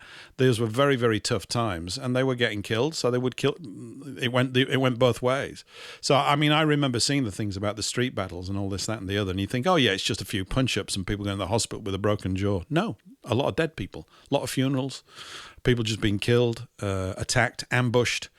He goes to one place where 3 young boys aged about 12, 13 had all been killed just in a house, and he has to go there, and you go, this is grim. It really is grim stuff. It's you think about today, and it would be I don't know what word to use. People wouldn't cope with it. You can't even envisage that sort of behavior really at the moment, and I don't want to envisage it because it's not a solution to things in my view, but those are the times, and as a historical report, it's gripping to see all these things. And of course the amount of women in his life is ridiculous. I don't know if you know about this, but it's just non-stop. It's absolutely non-stop. And he's a very sort of plagued individual and is rated by the Americans as the best orator of the lot. I've forgotten who was Dodds, W.E. Dodds, the congressman. Have I got the name right? He was around at the time doing an analysis of it, and he said he's the most. Apparently, he was intellectually the brightest at the meeting, so he could make mincemeat of anybody. And they reckoned he was the best orator in terms of the way that he constructed his speeches. So there was a bit of competition there. I mean, it's really, in retrospect, I suppose it's not really any contest. Not that would matter either way. But I can't, if you're into looking at that period of history and you want to get it literally from the diary of this man, it's an astonishing series of insights because you're getting it on a personal level. And this is what I said about the other one, Nuremberg, The Last Battle. And I should give a shout out here. They released it a few days ago, actually. I think it was over the weekend just gone. So I don't know quite how well it's going. I narrated it. It was a joy to narrate. I've got a copy of the book, but of course I read it 3 times doing the narration. Goebbels is a different structure altogether because it's not a reports of a trial, as it were. It's really his sort of, as I said, it's his diaries sort of expanded and improved upon, and Irving just does an amazing job with it. And it's a very important book for all sorts of reasons, not just in terms of understanding what's in it, but also in terms of how it affected David Irving's life at the time, because it's ultimately the book that led, unfortunately for him, to the Lipstadt trial, which caused him so much trouble. This is 2001, which I probably mentioned this the other week, but I'm just repeating myself, and all that kind of stuff, So if you're intrigued by it and it's valid. And I wanted to read it to see what he used as his propaganda techniques, because I'm interested to know if we can use them. And they're not really applicable because, as I said, the background is really one of civil war on the streets in Berlin. It just is.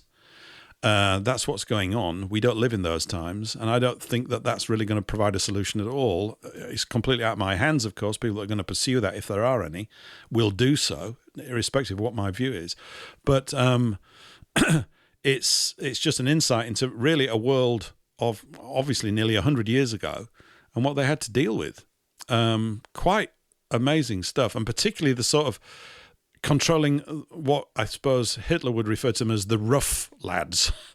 These guys are just absolutely, they're spitting nails, and it's full on. It's extremely savage. There's no two ways about it. The street wars are just basically warfare on a kind of controlled, civilized basis, but that really is what's taking place. So yes, there's some light reading for you to stick in your pipe and all that kind of stuff.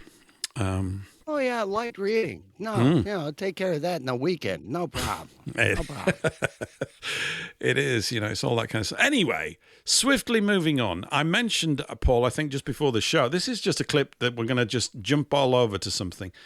We were a few episodes ago, we were talking about accents, and I think I mentioned, I had this, I don't know if I played a clip from it. There was a video I'd come across which was talking about the number of accents in England, which is huge. It's the most, there are all these variations in accents. And I've mentioned in England, you can go about 30 miles in any direction. People speak differently. And this, I'm assuming, guessing about it, it's that we've been entrenched, or we're entrenched in the same parts of the land for hundreds of years, for a very, very long time. Prior to the arrival of motorized transport, basically you moved around on a horse. Most people couldn't afford a horse, so they just stayed still unless they were roped into the army and sent around the world on a boat and did other things, which of course happened a lot.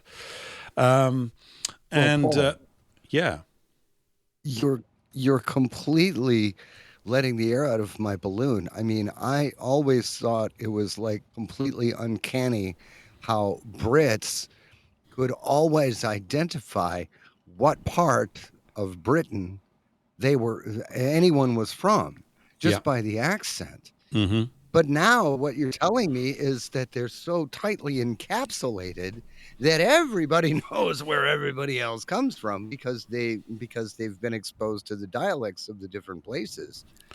And so you're completely letting the air out of my balloon. I'm sorry.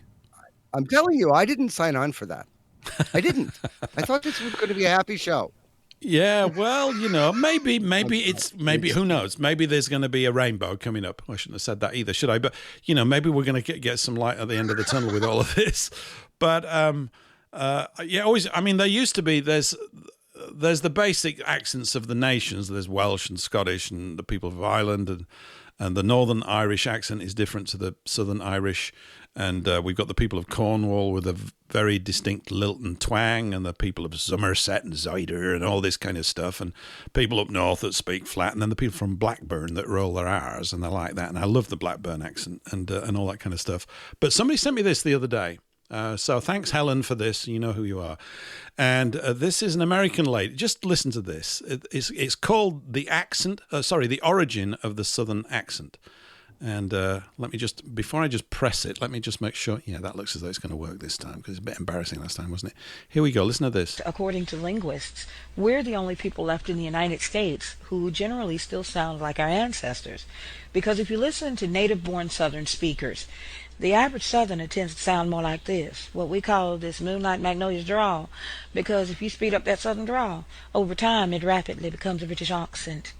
Most people don't realize that people that came here from Europe were largely from the United Kingdom. So when they got here, this was more along the lines of their speaking tones. But that's the first and second generations coming off the boats, not their children. By the third and fourth generations, the kids don't quite sound like mum and dad anymore because they're starting to develop a slight elongation of the way they talk. What's today called the Virginia Tidewater accent. It's not a complete southern drawl because that's a port area. But as you go farther into the southern interior and the years progress, the accent tends to get thicker, deeper, richer. By Arkansas, Alabama, Georgia, heck yeah, you got a full-blown southern drawl. But people don't realize that in most cases in Louisiana, many of the native speakers don't sound like that. They tend to sound like this, I guarantee, especially around the bayous. Because you speed up that South Louisiana Cajun Creole accent, over time it becomes en français, French. With, of course, certain exceptions in New Orleans, which tend to sound like more like New Yorkers because of the Irish and the Sicilian Italian influence. So they tend to sound a bit more like this. And people tend to get a little confused because they think, what, you from New York? Nah, I'm from New Orleans. Why? Is that spectacular or what? What do you think about that? Oh, yeah. That's in line what I've heard before. Great. That's basically the very basis for the French Quarter in Louisiana. Yeah. The French Quarter is famous. I don't know who did that. I would love to get her on the show. The way that she seamlessly moves in and out of that stuff while explaining it was just wonderful. You can begin to see it. And I was speaking to someone in Texas yesterday who had a very good, strong Texas drawl, and he said the same thing. He didn't even know. I didn't even reference this in our conversation. But he said, you're listening to the way an Englishman used to speak 400 years ago. I'm going, well, that's okay, because I quite like the Texas drawl, if we all spoke like that. And I've seen other things about this, that English people used to speak like Americans speak now a long time ago. It's all very confusing, isn't it? Because, we all speak like this now, don't we, Eric? I know I do. Anyway. Oh, that's right. But I like the way she rolls her R's. R's, yeah. Yeah. R's, yes. I have to be careful what I said there, Well, Avon Curl in the chat says, first of all, God bless David Irving. Agree. Yes, absolutely. Bless him. He's in trouble at the moment, so he needs a little praise. It's a tough time for him at the moment. And then he says, my dad was RAF, so I don't have an accent. Of course not. We don't do accents in the RAF. Hello, tally-ho, pip-pip. Can I just add that my website is down at the moment? And I've contacted the host whilst we had the little break there. Yeah. And hopefully it'll be up by tomorrow. So I'm sorry about that, folks. Not my fault. It's the host that's done it. So I don't know why, but it's down. So the servers are down. So, okay. And what I'll say is when it is up and running, it's best to look at it in Firefox, not Chrome. Because a lot of the links don't work in Chrome for some unknown reason, but they work in Firefox or anything else. So Chrome doesn't like my website very much. I don't know why. So there it is. No, I've had a few things, but the website you're referring to, just again, is fockhamhallradio.com. Yeah, that's the website. The one. Thank you very much. Thank you. That's excellent. Thank you. And for people who don't understand English, it's spelled FOCKHAM HALL. Fockham Hall Radio. I don't know. Whoever thought of that? I don't know what's going on. Right. So wonderful. No, the Fockham Hall financial reports. I need to get into those. I'm sure they're going to be quite juicy. So I'll have to follow this up. I've got to just find a bit of writing time each month or something, and it would be fun to do that. Now, moving on to other interesting things about speech and communication, and I think we touched upon this. Did we touch upon it last week? I think we might have done. Or as this all happened between last week's show and this, the arrest of Pavel Durov, the auteur, the cool guy behind Telegram. Did we mention this last week, or has this all happened in the last 5 or 6 days? I can't remember now. We didn't mention it last week. No, this is recent. Okay. This is that recent. Okay, yeah. So it must have happened after last Thursday. So for those of you not necessarily in the loop, Pavel Durov and his brother are the Russians who initially created their social networking platform in Russia called VK.com. I think you're a user, aren't you, Patrick? Don't you use that? Yeah, VKontakte in VKontakte. Russian. Yeah. VKontakte. Yeah. Yeah. And then they went on to create Telegram, which I know it sounds a bit of a silly thing for me to say, but I think it's probably the best app outside of email that I've ever used. When I first started using it, I was just astonished at the speed of it. I couldn't believe it. And it's just, they keep bolting more and more little bits on, and they all seem to work. It doesn't sort of clutter you up too much. Anyway, for those of you not in the loop, Durov has got, I think, maybe tri-nationality. I think he's got French nationality, he's got Russian, and he might also have Dubai or wherever the company is now based, because it's somewhere out in one UAE? of these. That's it, UAE, yeah, which is where they're actually based now. And of course, the Russian military do use Telegram and many other organizations, particularly in the Middle East, with the ruckus that's been happening over there in Palestine, they've been using it too. And he arrived in France, I think it was Saturday or Friday last week. And when he got off the plane, he was arrested. And there's been a lot of follow-up on this. I think since then, as of yesterday, he's out on €5 million bail, but he's still in France. And I also read that they'd issued an arrest warrant for his brother, who is a big part of the cryptography side of it. He's a mathematical, I suppose you'd call genius, or a high-level maths guy. He's won competitions for maths, and he's the guy that basically created their encryption codes in the back end, which I'm assuming is one of the reasons why the thing is so damn quick and yet so secure.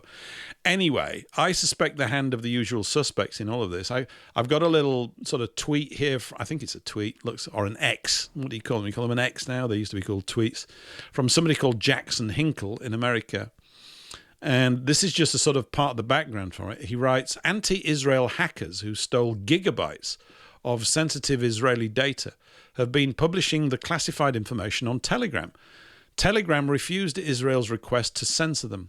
Today, Telegram founder Pavel Durov was arrested in France and now faces 20 years in prison. I think this is a very interesting and lurid sort of development. And I saw a very brief interview with Durov. I mean, very brief this morning. I think he was being interviewed by 60 Minutes, if that's still going, or something of the equivalent. It was a stateside news show. And the female interviewer was asking him why he doesn't release all this stuff and what the problem is. And he said, well, there's no point. He said, because, and this comes down to the stupidity of the people who supposedly govern us, wherever they're from. They're all idiots. He said, what would be the point of that? He said, the PLO or whoever, name any so-called terrorist organization or whatever, he said they just create their own. They don't think straight. There are ways of getting around all of these things. People go, that's going down and we can't do anything anymore with it. Anyway, those of you using Telegram will have noticed that it's just working perfectly ever since. No doubt there's a very strong backup crew. But I was thinking as well, I don't know what you guys think, I don't know what his relationship is with Russia per se. I'm assuming it can't be that bad. But I would have thought, I read these reports that the Russian military use it. They're using it right now. In their this artificial, terrible, bogus situation with Ukraine, totally concocted bit of hell, as usual. And I would have thought, if he's one of your sons, which he is, they wouldn't be too happy about that. And I was trying to imagine what kind of sort of threats and counter-threats are taking place, because I think probably what's lost on most people in the public, I mean, I could be wrong about this, is that all of these guys have got stuff on everybody else. All of them. You do that to Durov, we're going to do that to your banking system. What? Yeah, we're going to do it. Right. So you better back off because these people are very important. And Durov, I know people have criticized him for being a member of the WEF, which he was as a young guy. He no longer is. I've mentioned here before, and this just doesn't apply simply to Durov. I think it applies to many characters up and down history that people go, see, I told you he was a bad guy. Not necessarily. I mean, ultimately, we're never really going to know. But I think in the case of Durov, he's so bright that when he got to the WEF, he realized that he was with a bunch of intellectual arseholes. I mean, there's no other way to put it. These guys are not bright. They just think they are. And they get the power because they're backed by the bank. It's as simple as that. Yuval Harari is an example of a WEF. Oh, my giddy hand. That's pushed as the brave He's intellect. not intelligent. But he's not intellect. He's of course dim. not. They're all as dim as ditch water. They are. That's the trouble. They are actual psychopaths who come over as being intelligent when they're not. That's the big problem, Yeah. But I have to mention something regarding vContact Day and Telegram, also Facebook. This goes back a long ways back to, I think, 1994. There was a company called ICQ.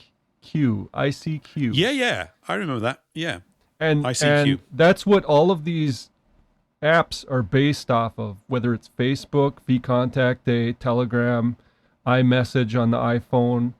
All of these things, MySpace even, were based off of this Israeli company that started in 94 by this other company called Morale Bliss, which is they started the ICQ. And they just recently got rid of ICQ as a updating platform application. So, yeah, I just wanted to mention that because most people don't know about that. The history of these companies all started from that one company, and AOL Instant Messenger, it took its.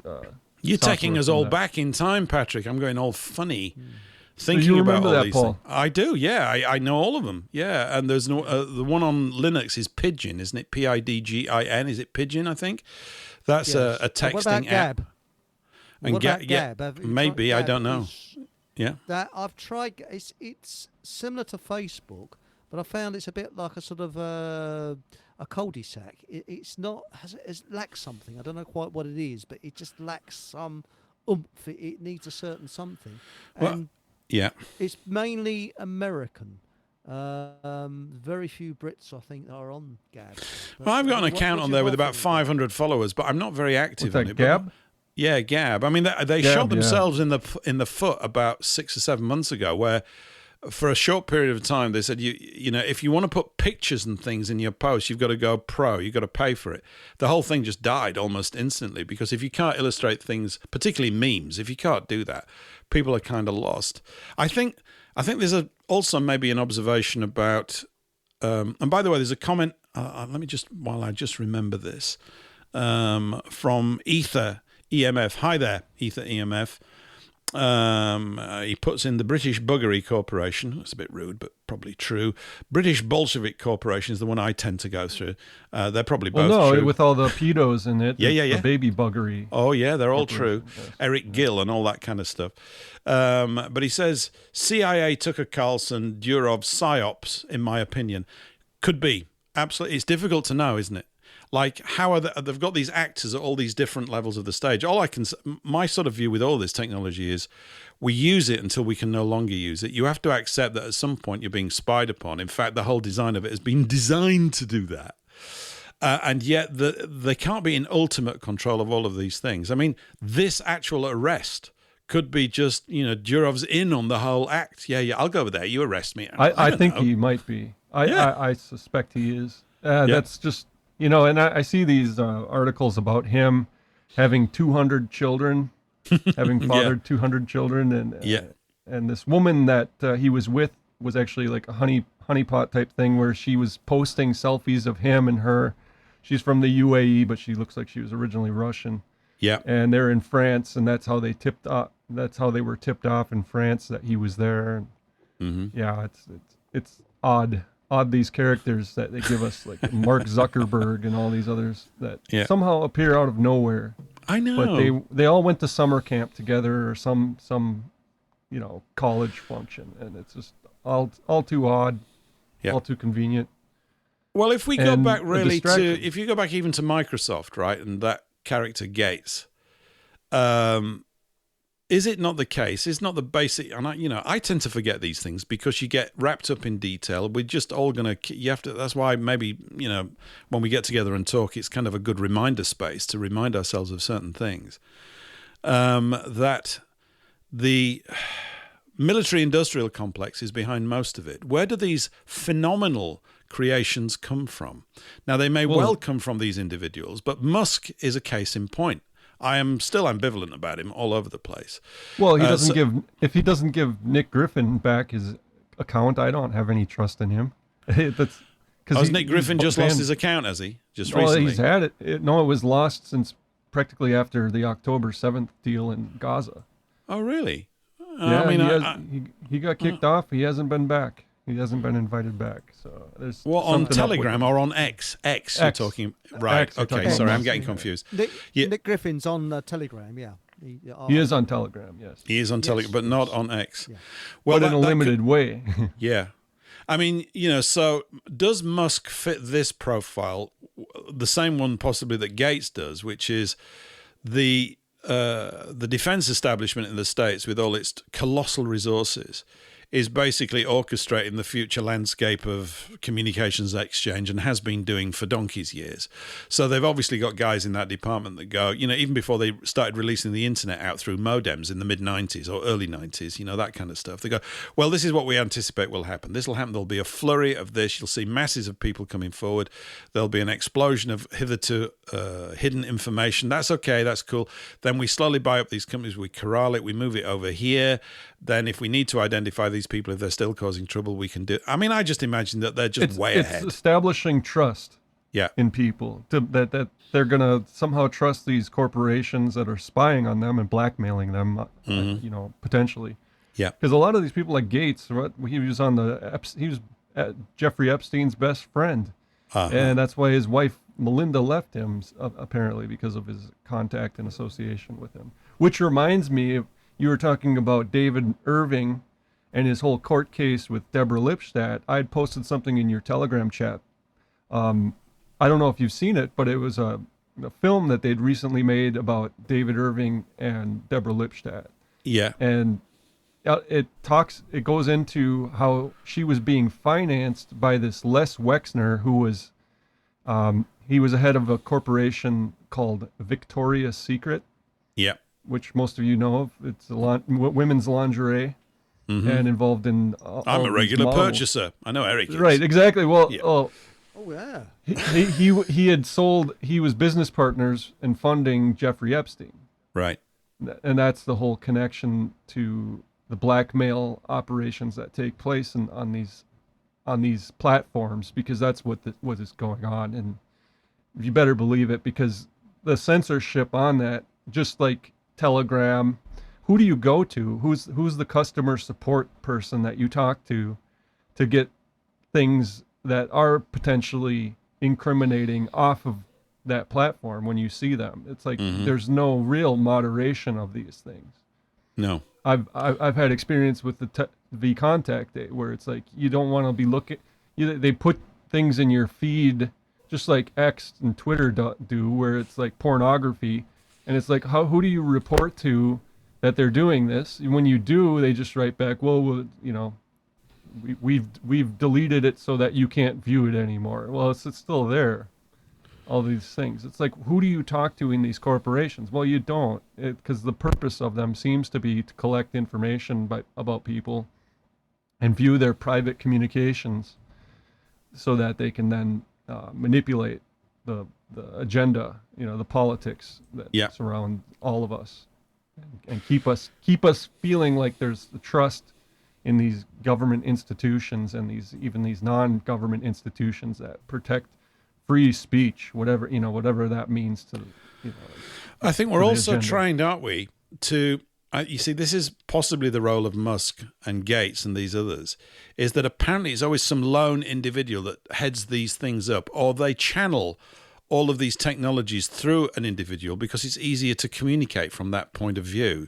So you get everybody to identify with the leader of the company and this, that, and the other, and then we're doing this and I'm doing that. But basically, he's just receiving all this technology from the defense department. They're saying, right, we got this thing next, so you're going to be doing this in about 18 months time. Oh, okay. And just get your marketing department off, and then we've got some more stuff coming down the line. There's always been this talk that in their sort of technology labs, they've got stuff that's just light years ahead of what they release into the public space. And you have to assume that to a great degree that has to be true, because we know that their use of basically planting technological ideas in films has been a key part of their kind of conditioning process for the crowd. And maybe, if we get really enlightened about it, that's maybe not such a bad thing. The problem is that bad people get hold of these good technologies and use them for bad aims, I guess. It's still this sort of drive that people have to, we're going to control it all, because if we don't, they're going to control it. And we're just going, can we just not bother with that? Can we just sort of get the benefits from the technology? Everybody be nice to one another. But then I have to obviously wake up and stop acting like a child, because we know that doesn't happen. But that's what I think with the roles. I think maybe Steve Jobs was different. It's a possibility. Certainly in the early days, in the 80s, I don't know either, but he's dead. So I look at that as a big signal, he's dead. And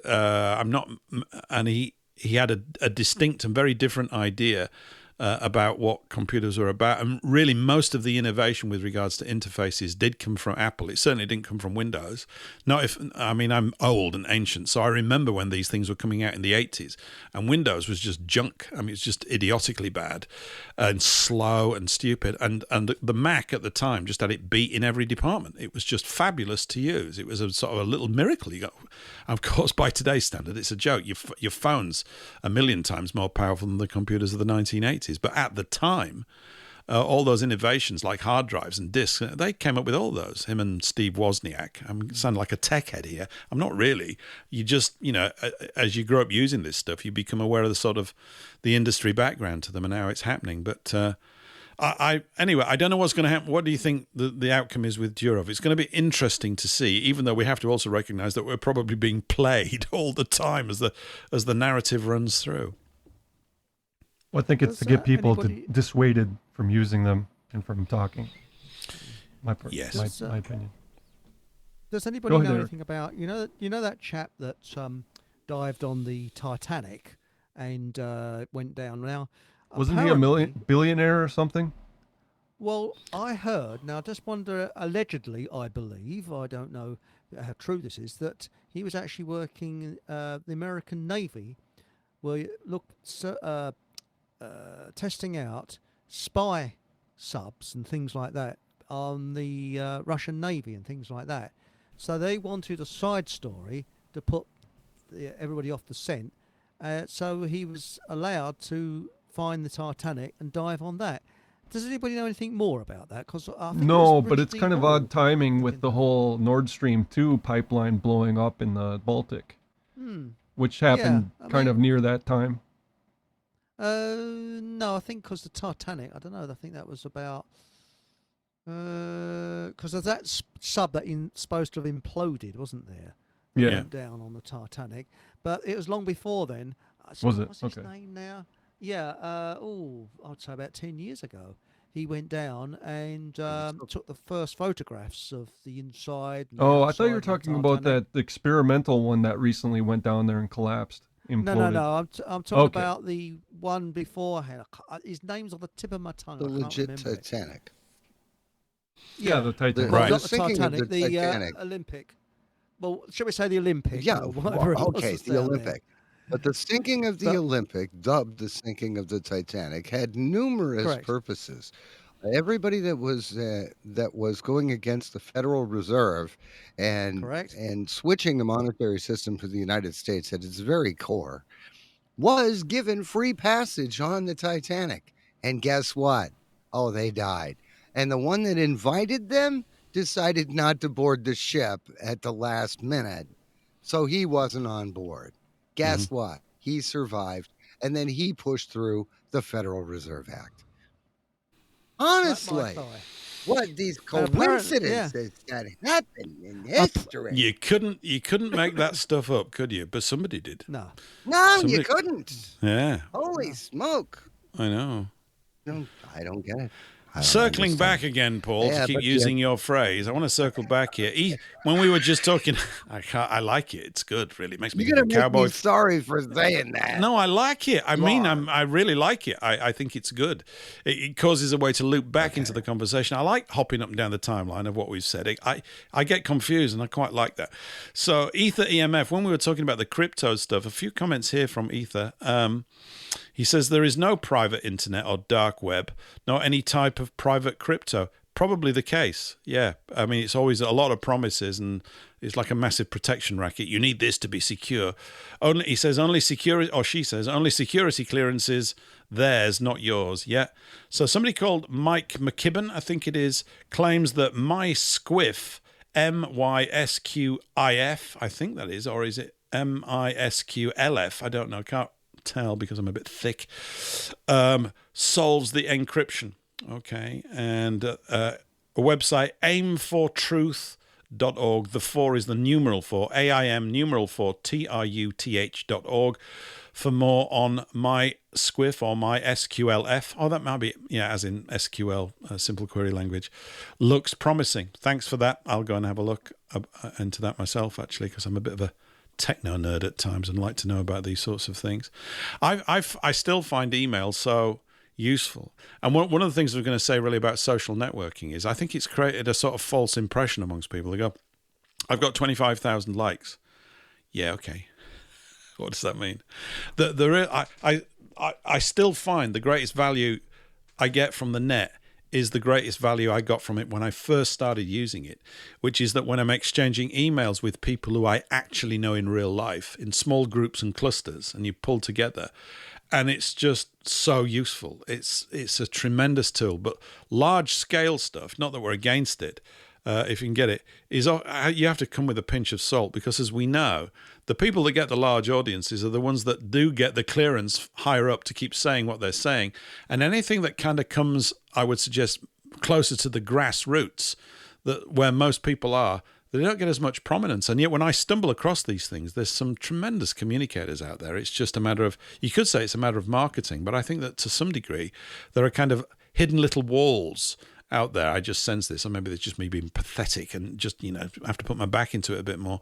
But I do tend to think that that's the case, to some degree. Don't know what you guys think about that, but I think there are sort of hidden walls that stop the marketing of certain ideas and certain people on the internet. It wouldn't be. I've looked into this quite a bit, and I know on the internet you have this company that has the assigned names and numbers of all of the internet IP addresses of the websites that we all use, and for the telecom stuff, and then on the cell phones and the old landlines, especially during 9/11, they brought this up, that this company called Amdocs, which was a Bell company, but it's based out of Israel, and they did all of the billing for the directories of the phone lines. Like, if say you had a cell phone, you would then get your bill, and it would tell you how many minutes you were using your phone to call such and such a number, that kind of information. And it's just that type of detail of information is obviously used to surveil everybody, and it's very valuable information that if you or I had, you could potentially make all sorts of money just speculating on things because of the knowledge you get from that. So it's the people that have that level of info and detail. Like you said, the military.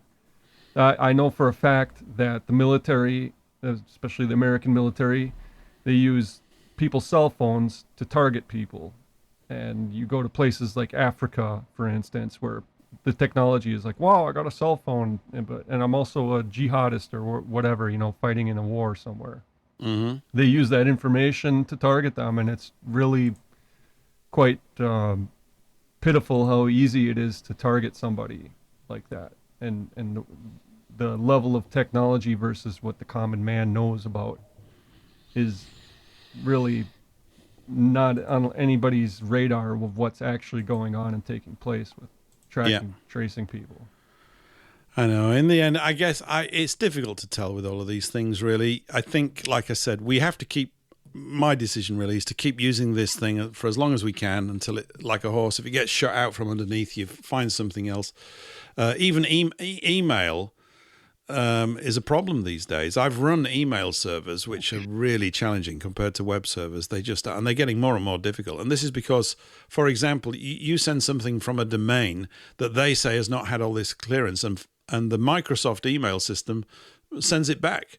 We don't have clearance for this. In other words, it's the same with the growth of newspapers in the 1800s. The thing gets corralled, held in a very large sort of private circle that has drawn so many people into it.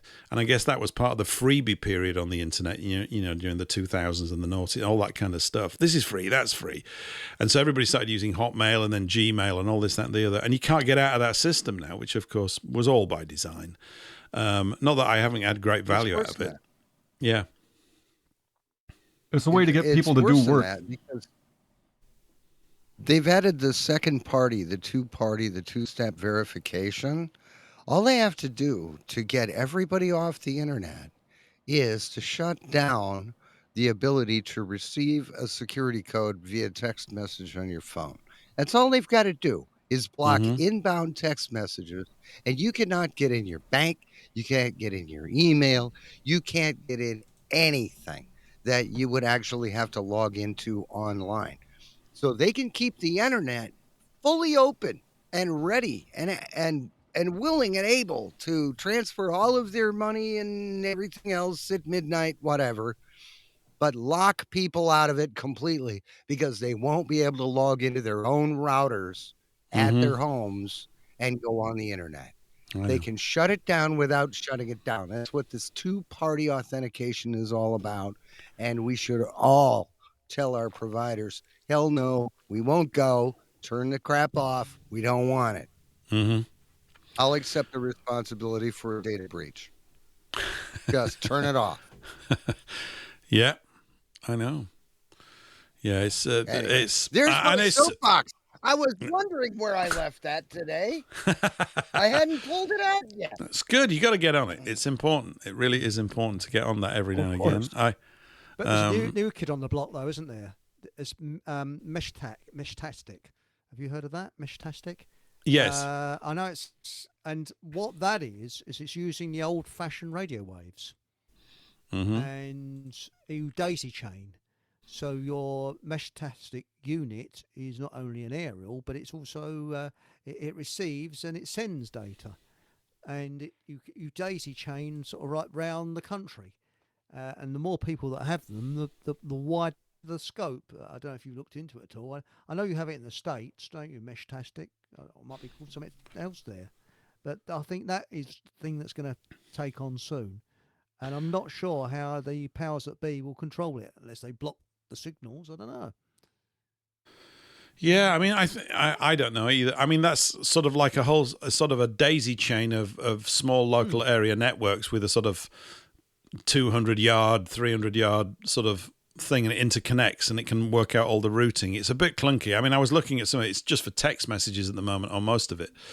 But I think I liked the idea because it looked like something where a lot of local people could get involved and do something technological-wise and become, like a bunch of radio hams, that kind of thing. There's something good about the spirit of that I quite like. It just feels like a sort of technological community that wants to talk and do stuff. But I guess it's unrealistic for the vast majority of people to expect them to kind of use those things. Maybe we just got to actually start walking out of our houses and going to the parish hall and having a meeting once a week and having fairy cakes and cups of tea and talking about things. I wouldn't mind a bit of that myself. I mean, I do get a bit of it, but I could do with a bit more of it. You know what I mean? It's not... it's become all-absorbing, the technology, and sometimes it's very difficult to think about the world in the last century prior to the arrival of this because it's such a big part, I assume, of everybody's day. It really is. Guys, we're kind of winding up to the end of the second hour. We will probably overrun, so if you're listening to us on WBN 324, we'll be ending shortly in a few minutes' time. What are we now? 56 minutes past the hour, so we're going to close out at the top of the hour. We've got three and a bit minutes to go. We will be carrying on with an overrun for, I don't know how long, sometimes it's 10 minutes, sometimes it's an hour, over on Rumble. So if you tuned into us on Rumble, you don't need to fret or anything like that. I know you don't because you're all such cool customers, but we'll carry on there for a little while. Sure. Yeah, for sure. And there are a couple of other things that I wanted to maybe mention. I've got another few little clippings. I wanted to actually talk about the Notting Hill Carnival. I didn't really want to talk about it, but I've got some statistics on the amount of trouble that's been taking place there. So I'll read them. I better not start it now because we'll go right over the break with it. But the Notting Hill Carnival just took place at the weekend, and I've got some interesting data released by the police about how trouble-free it all was. Not. So that might be useful to scan a little bit. Any sort of final words you guys have got here for the WBN audience before we depart at the top of the hour? No? Yes? Nope, thanks. Thanks to everybody. Thanks to Rhea Bow, who runs it, helps run it. And big I shout like out to listening Rhea. Joss the boss, and all of them. Yeah, I'd like to get Joss back on here again. I need to, it's several months. In fact, as I mentioned, he's local to me, and it would be lovely to get him out to the pub that we go to every other Tuesday. So I do need to send him the invite. It's going to be difficult for him to know where it is when I haven't told him, so or invited him, which would be pretty cool. And like I said, Matt, who I met earlier today at the supermarket, who may or may not have been listening tonight. Doesn't really matter. He was absolutely the right sort of guy, and I think there's loads of people like that we can get in touch with and bring along. So that's going to be pretty cool. What we're going to do here, we've got some play out music coming up, and this, that, and the other. And then, Paul, I'm going to pick up one of those songs that you sent me. I think the Woody Herman song. I think it's Woody Herman, because I want to play a little bit of that. So we'll do that at the beginning of the second hour. Plan. It does sound like a plan. I sound as though I know what I'm doing. It's not necessarily the case, but I do sound. Joining us. Yeah, absolutely. And there we go. There's a rock star. Yeah, absolutely. We're going out. So, thanks everyone for being with us on WBN. As I said, we're just winding down here. We're going to carry on over on Rumble. If you want the link to that, you can go over to paulenglishlive.com and click the Rumble link. We'll be in there. We're still running on DLive as well, and also on Radio Soapbox. And I must start broadcasting on Telegram as well. That'd be quite good. And then there's a few new messages that build up that are worth reading out on Rumble, so we'll do a bit of that. So there we go. And I probably started winding up a little bit too earlier, but there we go. We'll be back. We're going to play out with these couple of songs, and we'll see you after the end of the closeout here and the song coming up.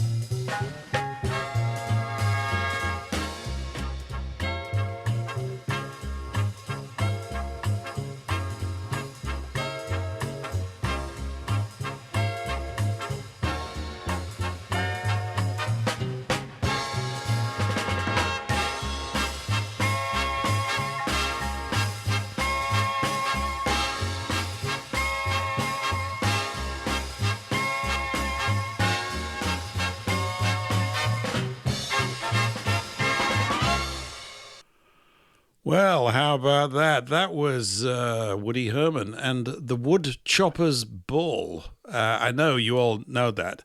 And you must possibly think that I listen to this sort of stuff all the time. I don't really. I like the idea of a bit of counterpoint in the show and getting that kind of sound in here as opposed to the rock music all the time, which I quite like, of course, but it's quite good. Anyway, welcome back to the after show, as it were, the roll-on show, the rumbling roll-on show. I'm still here. I think, I haven't checked, actually, unless everybody's legged it. You're still here. No, you're still here. And that was in 432, just in case you were wondering. Oh, cool. I was going to just bring it up. So if you've just tuned in, just to let you know that was the Silky Tones of Paul Beener just there. And Paul creates things which we call the B-mix, where the music is taken and rearranged correctly and properly in a sort of ship-shape fashion at 432 hertz. And that sounded, I quite like that. It was quite groovy. I think I like putting it on because I've got cans on here in my studio, my shed, of course, and it just sounds fantastic. It's just a little sort of breathe, so that was cool. Anyway, before we departed, just there at the tail end of departing from WBN, I was mentioning, I wanted to just give you this hilarious, interesting and kind of revealing set of statistics released by... Let me have a look. What does it say on the sheet? So this was an update at 7 o'clock in the evening on Monday, the 26th of August. Now, some of you may well be aware that there is this thing that takes place in Notting Hill on the August bank holiday every year called the Notting Hill, I think it's called a carnival, but when I read out this, you might want to give it another title, really. But it's interesting, this in juxtaposition with the so-called rampages of the extreme far right, an entity which doesn't exist, by the way. It's just made up blather in the newspapers. Well, I suppose there may be a microscopic number of people that are like that, but overall. Anyway, let me read you this. This is an update from the Metropolitan Police. And it says this, Monday the 26th of August, a few days back. As of 7 p.m., there had been one report of a stabbing resulting in non-life-threatening injuries. Interventions by officers throughout the day, including using Section 60 search powers, have led to a number of weapons being taken off the streets. Earlier today, officers were able to stop a car in Harrow, believed to be en route to Carnival, where a firearm was seized and 2 people arrested. Later in the afternoon, officers carried out a search at one of the entry points to Carnival, seizing a further firearm. A man who was wanted for an attempted murder in Hackney in July was spotted at Carnival and arrested following a successful stop. So far today, 41 weapons other than firearms have been seized. Officers have made 145 arrests as of 7 p.m. on Monday, bringing the total so far over the 2 days to 249. The breakdown of offences for Monday's arrest so far is as follows. 40 times the possession of an offensive weapon, 4 times for sexual offences, 6 times other violence, 2 times vehicle crime, 7 lots of possession with intent to supply drugs, 29 events of possession of Class B drugs, 6 of possession of drugs other, T probably, 2 other theft offences, 14 of other offences, 16 an assault on an emergency worker, 3 times violence with injury, 1 instance of possession of a firearm, 1 of harassment, 6 of possession of Class A drugs, 3 possession of nitrous oxide. What? 1 of the theft from a person and 4 for public order offences. So I think we can honestly say really pretty peaceful. Yeah, pretty peaceful at Notting Hill. Yeah. Now, isn't it a little bit out of season for the carnival? Carnival, as you call it? Because isn't that normally Fat Tuesday before Lent? In February or March? No, this is always in England. This is just to do with Notting Hill, and they've always had a carnival on the August bank holiday, which of course was the weekend, which is the last weekend of August, wherever it may fall. And usually it rains. It always rains on August bank holiday Monday, the day afterwards. And of course, I read those things out. It should be pretty easy for people to draw their conclusions.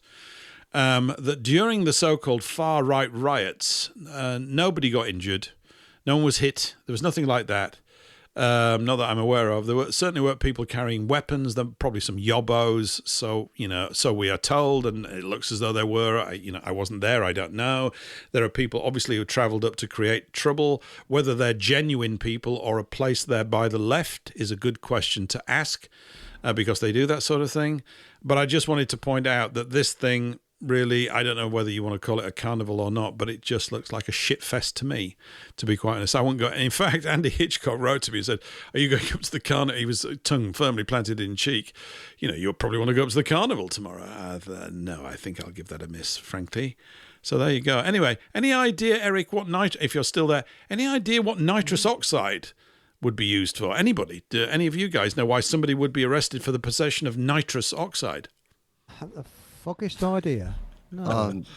Laughing gas. That's the propellant, and yeah, it's laughing gas, but it's the propellant used in ready whipped cream. Apparently, somebody had brought pies or cakes or something, and they wanted whipped cream on them, so they had cans of nitrous oxide. Right. Okay. Whipped so cream. ether in Maybe. and also exo, right? So exo's written laughing gas, Paul. Okay. NO2, got that. And ether writes, young ones here leave empty nitrous cans all over the school field. Boy, am I showing my middle age, not knowing quite what's... So what do they use it for, ether? What do they use nitrous oxide for? Do they get a high from it or something? Is that what it is? They probably use it with drugs. Yeah. Okay. Other contraband drugs, more than likely. Right, okay. If you take a can of whipped cream and you tip it upside down, it blasts foamy whipped cream out the bottom. But if you open it right side up, you can inhale the pure nitrous out of the thing, and the cream stays in the bottle. Well, you learned something new. You know what? I think I might get into that, because I do quite like cream, I have to tell you. I quite like it in buns and things. You see, when I saw that, because I'm an idiot, I've only got one nitrous. It was like that Seinfeld skit. It was like that Seinfeld skit where Jerry is in the dentist chair, and he wanted gas. Right. Well, the dentist, when he turned on the gas, he took a hit of it before he put it on Jerry's face. Let's make a whole party of it. Just because you need a tooth pulled doesn't mean we shouldn't all have fun. Oh, you've kicked off a couple of memories in there. Basically, oh boy. So, some relations of my wife. This is many years ago. They, one of them was a dentist, and he was in a partnership with another dentist, and they got addicted to cocaine or Novocaine. So there was a bit of that going on. Yeah, it was hi, man. These really cool, relaxed dentists. So that was going on. There's a lot of that. But my nitrous oxide story, I'm afraid, because I'm was to do with motor cars. I know it's used as an injection fuel, isn't it, to make engines just go berserk. Yes. And oddly, actually, it's not true now, but the first 3 cars that I bought in my life, I can't tell you why. They were all Chevrolet Camaros. I bought American cars. The first 3 cars I bought, it must have been a northern thing at the time. And only the last one was a V8. The last one was a V8. And it was fantastic. I got a Camaro Z28. The only time I actually ever had any money was in the mid-90s at a certain point. And so that was quite fun. Anyway, but the first one that I bought when I was about 21, and my dad went berserk with me because the car was huge. What's that? He said, you haven't bought that, have you? Yeah. It was a bit too big because I took the wing mirrors off on the gate posts. I only had it 4 months, and it was so you could barely get it in the drive. It was like 2 inches on either side of the car, so I had to sort of bring it in sort of like a millimeter at a time. It was ridiculous. But I was young, I was full of the joys of life, and I was an idiot. But I had to take it in for a service at this place that specialised in American cars, and they had Trans Ams and all that. And I went over to this garage, and there's this guy, the mechanic gets out, nice bloke. And he's laughing as he walks over to me, and he said, "You see that car that's just gone off?" And it was a Trans Am with a 6.6 litre engine. You remember those things in the 70s, the 80s? Those You must do. You probably all had Oh, one. Yeah. So big 6.2s. Those were 400s, I think. Yeah, just a big thing, And petrol was expensive over here, but not ludicrous like it is now. So people could, there's certain people like me, idiots, wanted to just fill our cars full of petrol and just burn our wages up, and we did that. And he said that guy's just left with a massive smile on his face. I said, "Why's that?" He said, "Well, he came in here all disappointed." Because he came in on Wednesday, whenever it was a couple of days ago, and I'd fitted a nitrous oxide cylinder in the boot of the car, and it was all wired up. And he'd been driving it around for 2 days, and he said, "It's absolutely rubbish. It's not made any difference at all." And the guy said to him, he said, "Have you turned it on?" He said, "Oh." Because there's a valve, inside near where he had to turn the pipe on, and he hadn't turned it on. So he said he just turned it on, and it was on a relatively long straight of road in this part of Yorkshire where I am. And he came past again as he was departing at some chat and was very, very happy. It's not much of a story, is it? But there you go. So he spent all the money on the thing, but he forgot to turn it on. So that was really my only nitrous oxide story that I've got. So maybe I need to start taking the whipped cream like you suggested, Paul. Maybe that's the best way to use it. Near where I live is the USAF airbase, Chicksands. Mm-hmm. And there's a lot of, American Air Force bases in East Anglia. And when they closed up and went down and, left, because a lot of the American Air Force personnel shipped their own cars over. I don't know whether the American Air Force had some arrangement or what, I don't know. But there's a lot of American cars around East Anglia. And when they left, it was too expensive to take them back to America, so they were selling off cheap. So there's loads and loads of people driving around in the late 80s, early 90s in American cars, sort of gas guzzlers. But they've all disappeared now. They've probably rusted through, or we couldn't get the parts for them. But, I just wondered, does anybody know? I mean, Patrick or Paul, did the American Air Force have some deal, or the forces, where you could send your cars over to a base overseas? I don't know. I mean, it's odd. I have no idea. I know my son bought a 82 Camaro limited edition when he was stationed in Hawaii, and he actually had that flown back when he came stateside. Yeah, they do ship out their vehicles if they have a vehicle to wherever they're based. Yeah. But I know, I think he bought the problem. I believe he bought the Camaro in Hawaii, and probably the reason he bought it there is it probably needed parts and they couldn't get them. But he knows people stateside that could ship any part to him. Oh. It's a bit like and then he brought the car parts. back here and had it for about a year, and then a city truck wiped it out by running through an intersection. So, wow, for that.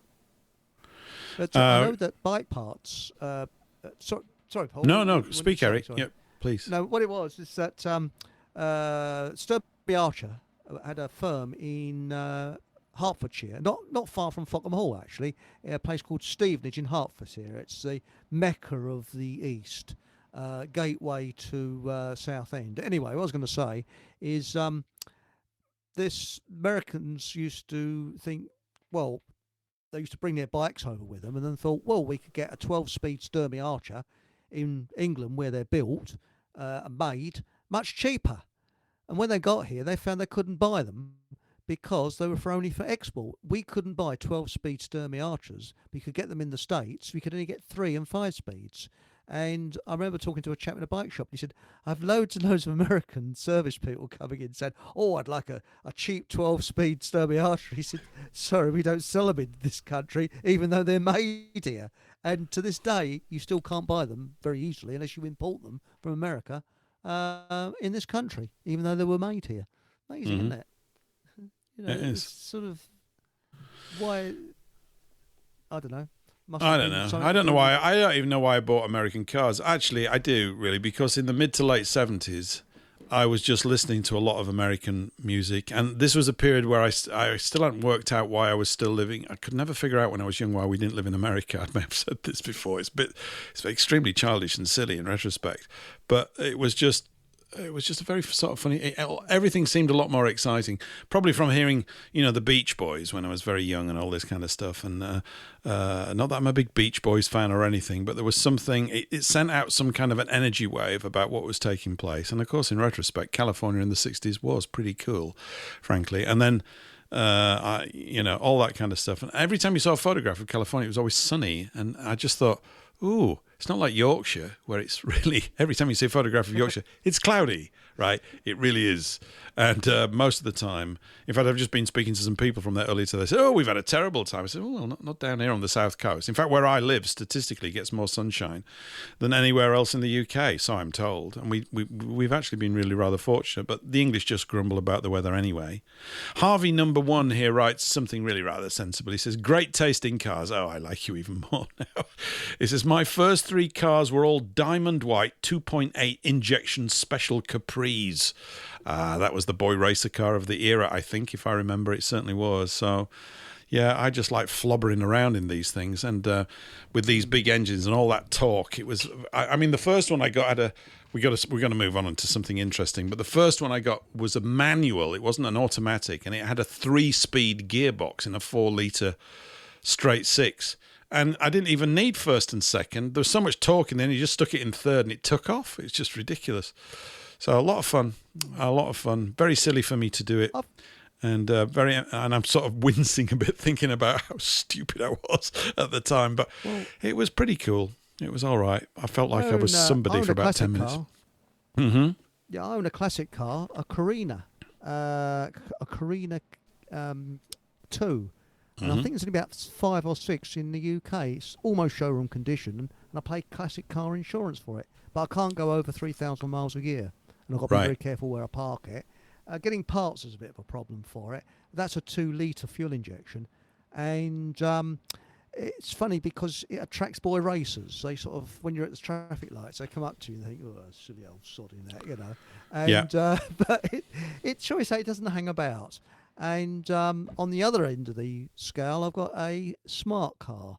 And when you phone up for insurance when you've got a smart car, they often ask whether you've had a history of mental illness. So smart car, sir, have you had a history of mental illness? Did you? Yeah. But when you get out of one and get into the other, it's like driving an aircraft carrier. Because the other ones, got this great load of metal around you, and a smart car is a bit like a noddy car. It's sort of you feel like noddy driving it. It's like we used to say like smart car, dumb driver. For buying that, it's not so smart, really. I'm afraid it comes with the territory, doesn't it? If you do things like that. That's like the Citroen brand never really took off over here because they wouldn't. It's named after a lemon, and a lemon is you call a car a lemon, it means it's a dud. I know. No good. But there was that great advertising campaign by Doyle Dane Burnback, that agency for Volkswagen, with those. I don't know if you've ever seen the campaign. It's absolutely brilliant. They just looked at this ugly little European car, the Volkswagen Beetle, because it's not that ugly. But one of their adverts is literally just a picture of it, and it's got one word, and it just underneath it just says lemon, because it's a lemon. It's the shape of a lemon. So they actually played on its sort of European inadequacies or perceived inadequacies, and that's what enamored it, I think, to the California crowd and the bug. Also, there was the Disney film, wasn't there? Just going back to Harvey as well, just whilst we're still on cars, I don't know why we're on. Well, because I started it, I suppose. Sorry about that, lads. He says, I brought an F-150 Raptor. These are these trucks, right? Ford F-150. Am I right? I think it is. Yes. Over with STS imports for 3,500 quid in 2020. I need to speak to you. One of my sons just says, Dad, I want one of these. I'm going, yeah, all right. And then I hiccup, of course. I do that every time I speak to him. No. So maybe I need to talk to you. We need to get hold of one of those. Yeah, I don't know. The 150 is like a step up from a Ford Ranger pickup, which is a small pickup. They used to make those here in St. Paul. Did they? When my grandpa worked as a security guard at the Ford factory in St. Paul, and that's what they're known for, is the Ranger. Right. But then now it's all a gentrified, area, Highland Park, they call it, and all of the Ford Rangers now are made in Mexico. So we lost our industry. The F-150 Raptor is absolutely not an F-150. It's not. I'm sorry, Harvey, that I haven't got your car. You call in and give them a piece of your mind. I don't know what's going on. It's terrible. No, it is not. It is far and away not a normal F-150. It is the Camaro or Corvette of Ford pickup trucks. Okay. Yeah. It's a cool though. The price I said, my son, he showed me one the other day. I said, how much is that? He went $500,000. I'm going, you serious? For a pickup truck? Anyway, they seem to be making them and selling them. I don't know. It's a lot of money. Now, anyway, listen. Enough with this gay banter about automobiles. Because we can. It wasn't that gay, really, was it? We'll have to come back to something. I'm going to play another song, and then I want to switch up to what was these other ones that you sent? Oh, I want to just Woodchopper's Ball. What would you? How about Moonlight Serenade by Glenn Miller? We'll stay in this groovy tune, and then we'll do this. Big bang. And then I want to, and then just as a lead-in, I just noticed this. So this is from David G. On the Telegram chat. He put this in earlier today, and this is circling back, Paul. See, I'm going to wear it out. When we were talking a little bit earlier about matrilineal descent and stuff, and he wrote this. I'll repeat this again. He says, can we do a 5 minutes, a sort of newbie guide to the original Israelites and the 12 tribes? We can. It's interesting because I've had another conversation about this totally separately earlier today with somebody else I'd not spoken to for a little while, and I think we ought to just cover that. So let's just play this for now, and we'll be back after this little break, and then we'll wrap up with that thing and close out the show. Here we go.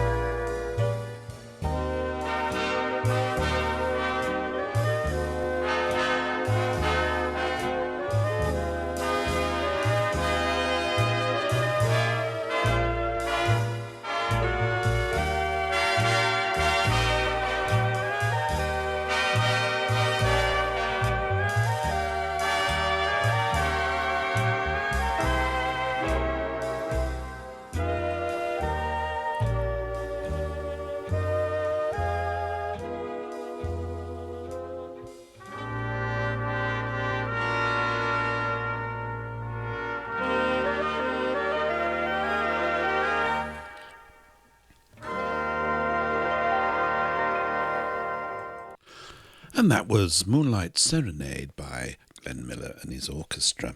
I always wanted to say that. And actually, yeah. No, actually, that wasn't Glenn Miller's orchestra. That's a different arrangement. Is it really? I think it was Herb Miller, his brother. Yeah. If you look into that, you hear the arrangement is totally different. If you hear the original, it's very, very different arrangement. I think that's Herb because that's more modern.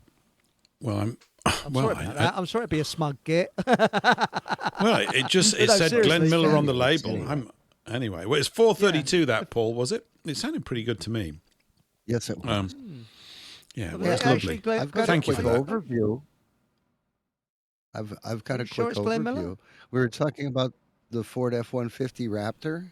Mm-hmm. According to Car and Driver, the Ford F-150 Raptor pumps out so much fun and such oversized thrills, you'd assume that it had been outlawed years ago. Think of it as a full-size F-150 that's been fed nothing but creatine dumbbells and gallons of Bang energy drink during development.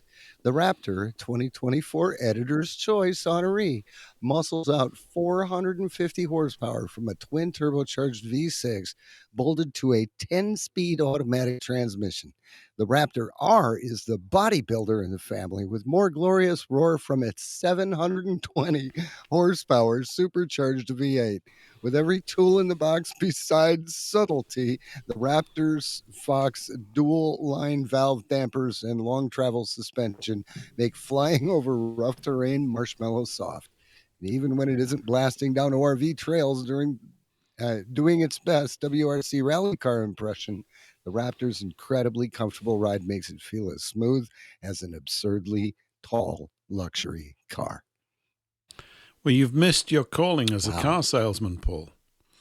I'd buy from you if you said that to me. Here's my money. Like I said, that is the Corvette or Camaro of pickups. Yeah, but why Corvette go for that when you can pickups? That's what I'm saying.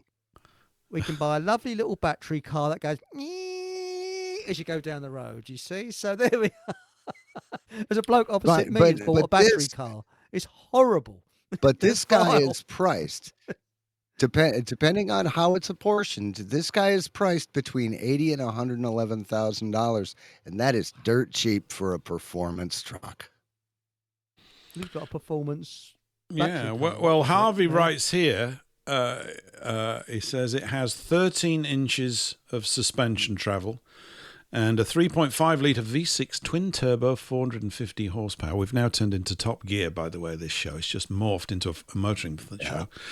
It does 400 miles per tank, and the tank is 130 litres. If only I knew what a litre was. I have no idea. I only know gallons and miles and feet and inches because I don't want to know modern things. The tank is 130 litres, and he writes, and I don't want to know what that works out at.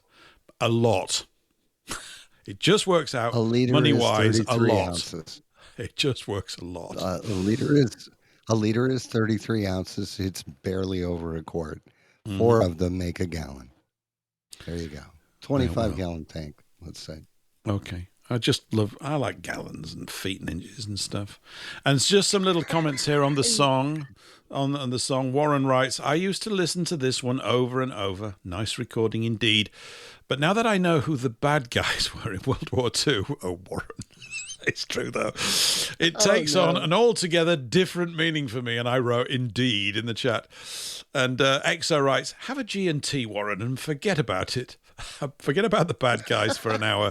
I think, Warren, rustle up a G&T. I don't have any in the house at the moment. I'm kind of in the mood, literally. Well, we should have played in the mood, really, for that. Anyway, swiftly moving on for our sort of closing segment here. I just want to come back to that thing I mentioned before we played that delightful, restful gin and tonic accompaniment music. David G wrote into the Telegram chat and said, can you do 5 minutes, a sort of newbie guide to the original Israelites and the 12 tribes? A sort of a guide for the perplexed. I shouldn't have said that, by the way, because I'm quoting I'm quoting Maimonides, the Jewish teacher from the Middle Ages, and I just did it cheekily. So in simple terms, and I think it just has to be in simple terms,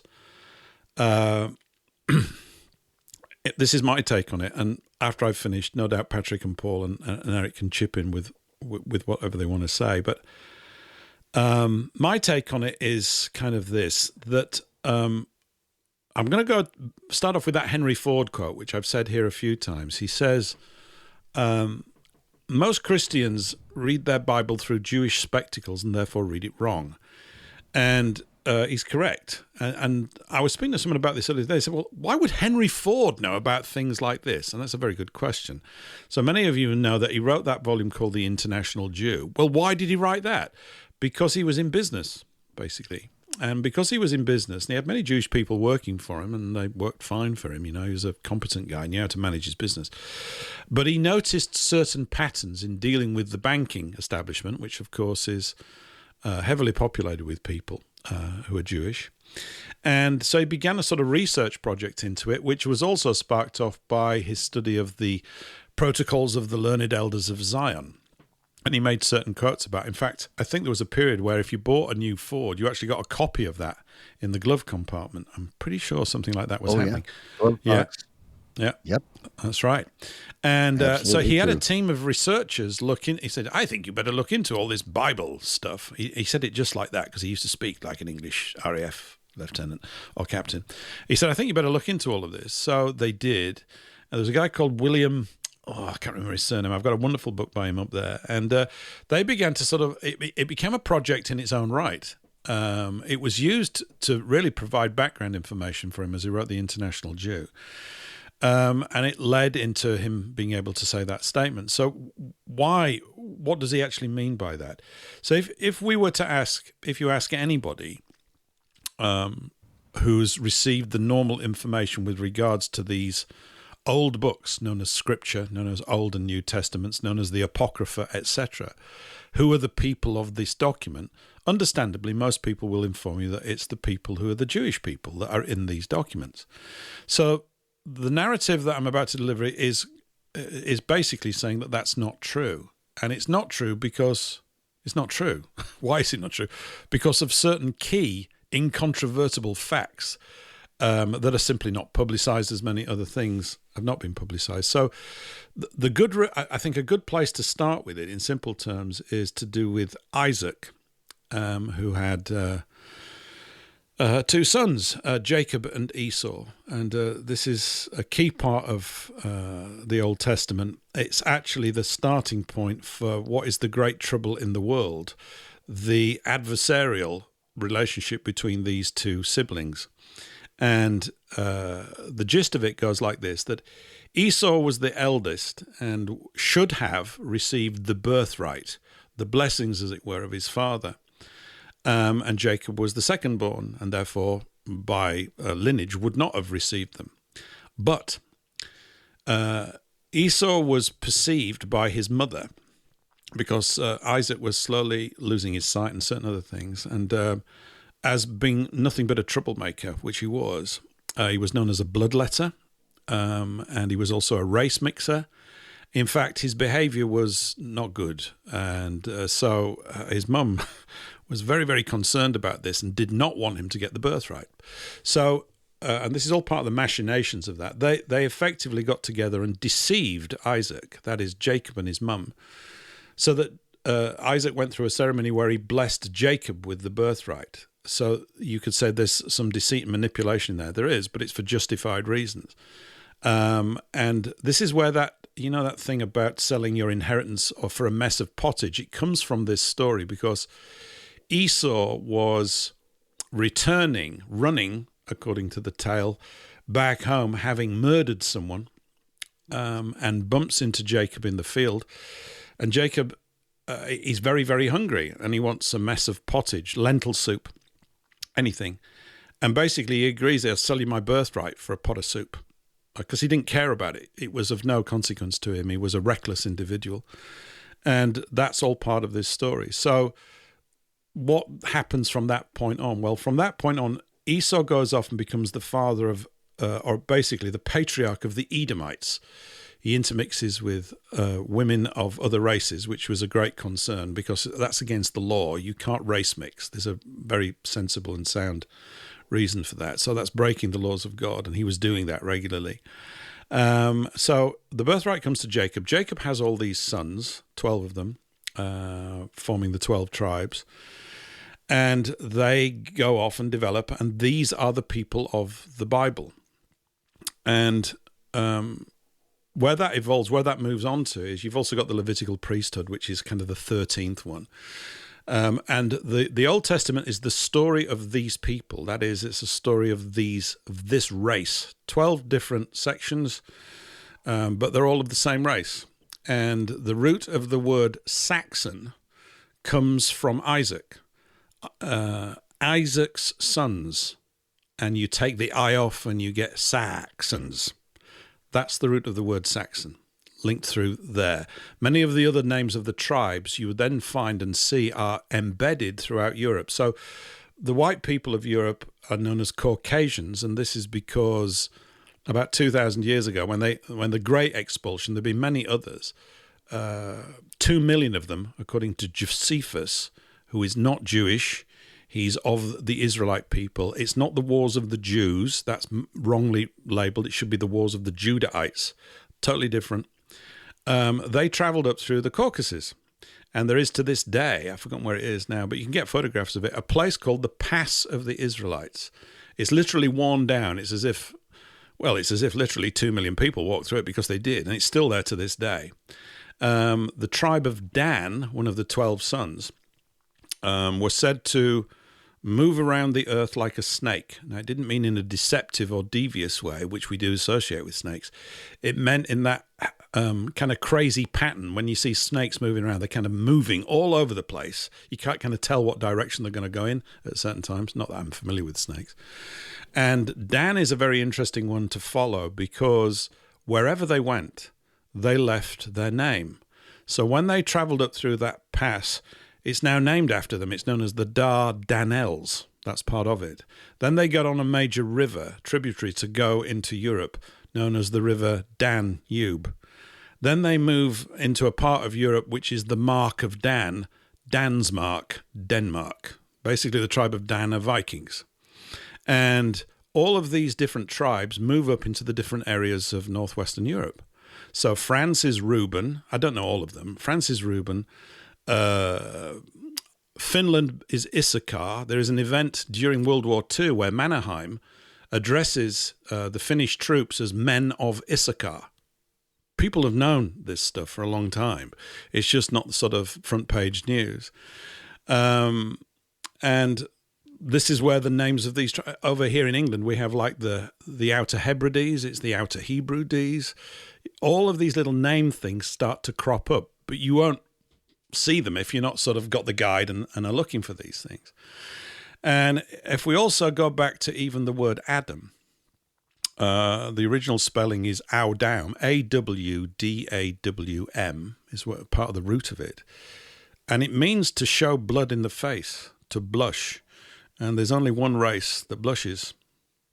The people with the white translucent skin were the only people that blush. So it's a mark.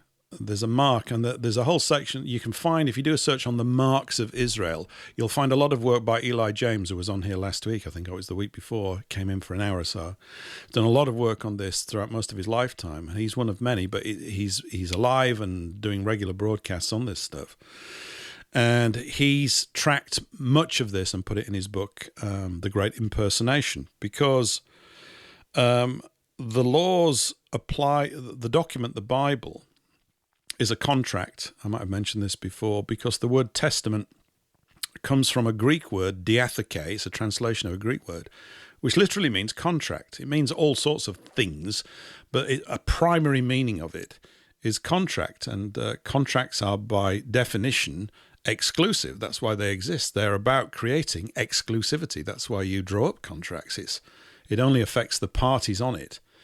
And the Bible is therefore a racial document. The question is, well, which race are we talking about? So the parties to the contract are Yahweh God. He's the party of the first part. And the key bit, I forgot where this is, it might be in Hebrews or somewhere. I sound as though I know all this stuff. I can't quote it to you chapter and verse. But he's the party of the first part. The party of the second part is his people. And that's these tribes of Israel. And I'm just giving you a very, very simple thing. You can go and look at all the different tribes if you want to, and tunnel into it. Britain occupies a specific point because we are of Ephraim or Ephraim, depending on how you want to pronounce it. America is Manasseh, the great nation. It talks in the Bible about Ephraim being the head of a great company of nations. That would be the British Empire, right? All those different nations. And that Manasseh would be the great nation. That is the great landmass of North America. This is true. And of course, these countries are founded and bound upon, in our case, the English application of common law, which is a route right into biblical law. It's a pragmatic application of it. So there's really only one people that are the Christ-bearing people that are carrying the law around with them. And although most people think it's the Jewish people, it's, as we addressed earlier in the show, in the early part, it isn't, for the simple reason that they are matrilineal and the Israelite people are patrilineal. And also because they do have a book, which is the Talmud, which is younger than Scripture. It was not completed until about 500 AD. And of course, none of these things are taught at school. The main problem, I would suggest, if you buy into this, I mean, it's a bad way of me phrasing it. If you see that there's a connection here and that there's a truth in it, I do, then it seems to me that the problem that we're really beset with, and what Scripture shows, is that when these Israelite people who are in this contract abide by it, they thrive. And when they move away from that, they don't thrive. They get cursed. It gets very bad. And the role of Christ coming back is a bit like a middle manager in a way, is that the Israelite people, many of them had drifted away from the law, and he came back to correct it and get it back on track. He also did away with things like animal sacrifice. But other than that, the bulk of the laws that apply to the Israelite people have never gone away. They apply still to this day. And I would suggest that without this key, without being able to identify who the document is about and for, you're lost, and that's really what Ford was addressing. You're not going to read it. So in the right way, you couldn't. You're missing a vital piece of information about who you're talking about and what's going on there. So this has become known as the identity movement. What is the identity of these Israelite people? Once you've got this, many of the interactions between Christ and his accusers become crystal clear. And Christ, by today's standards, would be termed a racist because out of his own mouth, he says he is, effectively, in modern terminology, because he says, I have only come for the lost sheep of the house of Israel. And in this case, I think lost means put away in punishment, those that had drifted away from the law. And they were you get put away in punishment. It seems an odd translation, but it's true. In nearly all other instances throughout the Bible, lost means what we think it is today. I can't find it, that kind of stuff. But these people were lost kind of spiritually, and they'd been put away in punishment. And so he came to bring these sheep, which is what we're referred to, back into the fold. And you'll then find that many of the things he says, for example, parables, a good question about, well, why? I think he's even asked, why do you speak in parables? Because he's addressing a multitude, but the message is only for the sheep he's come for. So he's basically discriminating, because the book is a discriminatory book. And that's my little sort of overall. I could go on for days about it, really, I guess. But in terms of the general terms of it, that's it. If you track the people down to all the different areas of Europe, you'll find they have a root primary Israelite race. Germany, for example, is a lot of Judahite people in Germany, which is why they have Jutland north of there, where the Great Sea Battle took place in World War I, which is an abbreviation in a way of Judahite land. You also had the Jutes coming over from that part of the world to England in the 600s and 700s, a long time ago. And it's why common law originated here, and that there are certain aspects of chivalry, the bearing of flags. All the tribes of Israel had ensigns, flags, to denominate their houses. This is a unique thing to this particular race of people, and they're often referred to rightly as the marks of Israel, the characteristics of these people, what they're like, what they do. For example, it says of Dan that they would be a great seafaring nation. Well, they were. And you look at sort of all the boats from these islands over that period just going all over the world. Except we just got everywhere to a degree that nobody else did. So many of the things start to make sense once you know who you're talking about. The people have not disappeared, but they are said to be in a kind of spiritual amnesia, which is true. And interestingly, in Britain, over here, Queen Victoria was aware of this information and subscribed to it, let's put it that way. And also, there's a very interesting story with a guy called Cardinal Newman. Newman was in the Church of England, but this doctrine, as he referred to it, this understanding, was sweeping through the congregations of England in the mid-1800s. And they reckoned at the time there was something like 3 to 4 million people going to the Church of England that had come to the view that they were the descendants of the tribes of Israel, which I subscribe to. I think this is correct because I don't know who else it could possibly be. That's one way of looking at it. And Newman said, if this doctrine takes a hold, the church is finished, to which I would suggest good, because it's actually saying the wrong things. And he ran off and decided to become a Catholic. And that's what happened with him. And I suspect he was actually an Edomite, really, in origin, but that's just my take on it. I've got no evidence for that. So those are just a few things. And there's many, there are many people that have written about this. A lot of American scholars then picked it up and refined, correctly in my view, the British Israelite message, which had got confused a bit because Rothschild sent an emissary into that organization, which kind of queered the pitch somewhat. Yet much of the archaeological work that had been done to discover this was achieved after Champollion managed to translate the Rosetta Stone and get access to all this understanding, and it changed the view of who was being talked about. So, phew, there we go. That's just a little simple overview as I see it. I'm open to correction, by the way. And that Paul English Lifers was a drink from a fire hose. Yeah. So listen to the Newman, archive. Go ahead.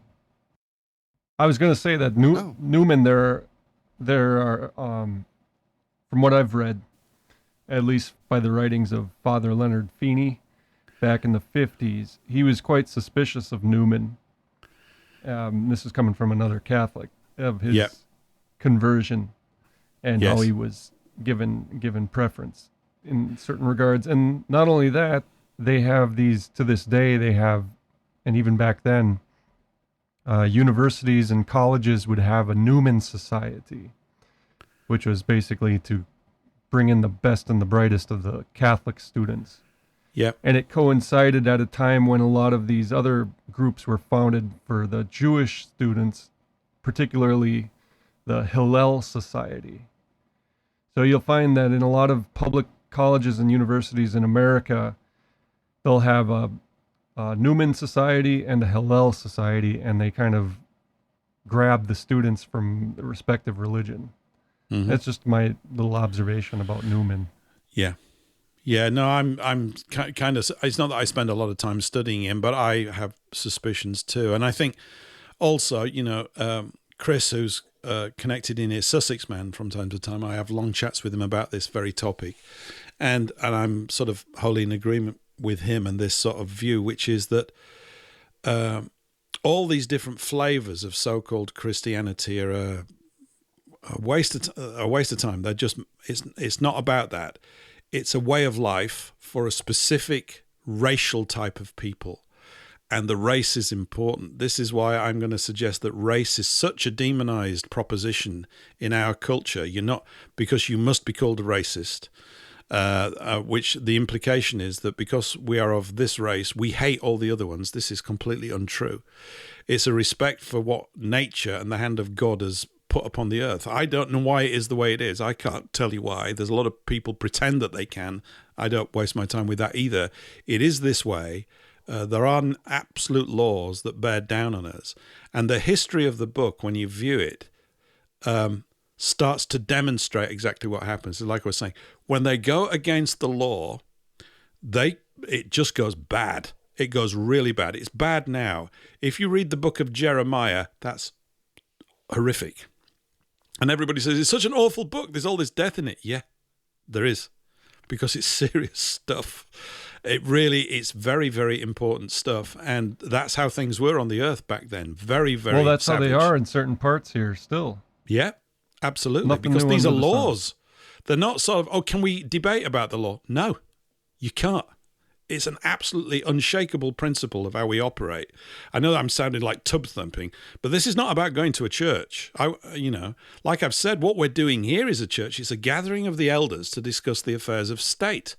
I suppose we are knocking on a bit, i.e. the condition of our life under the law. So I had Peter Hughes on here a few weeks ago. This is where it binds in right now pragmatically with how we're living today. What I find really engaging about what Peter and his group are doing is that they acknowledge all this. They know this. What I've just said, they know a lot of this stuff. And the view is that we win by getting back to the law.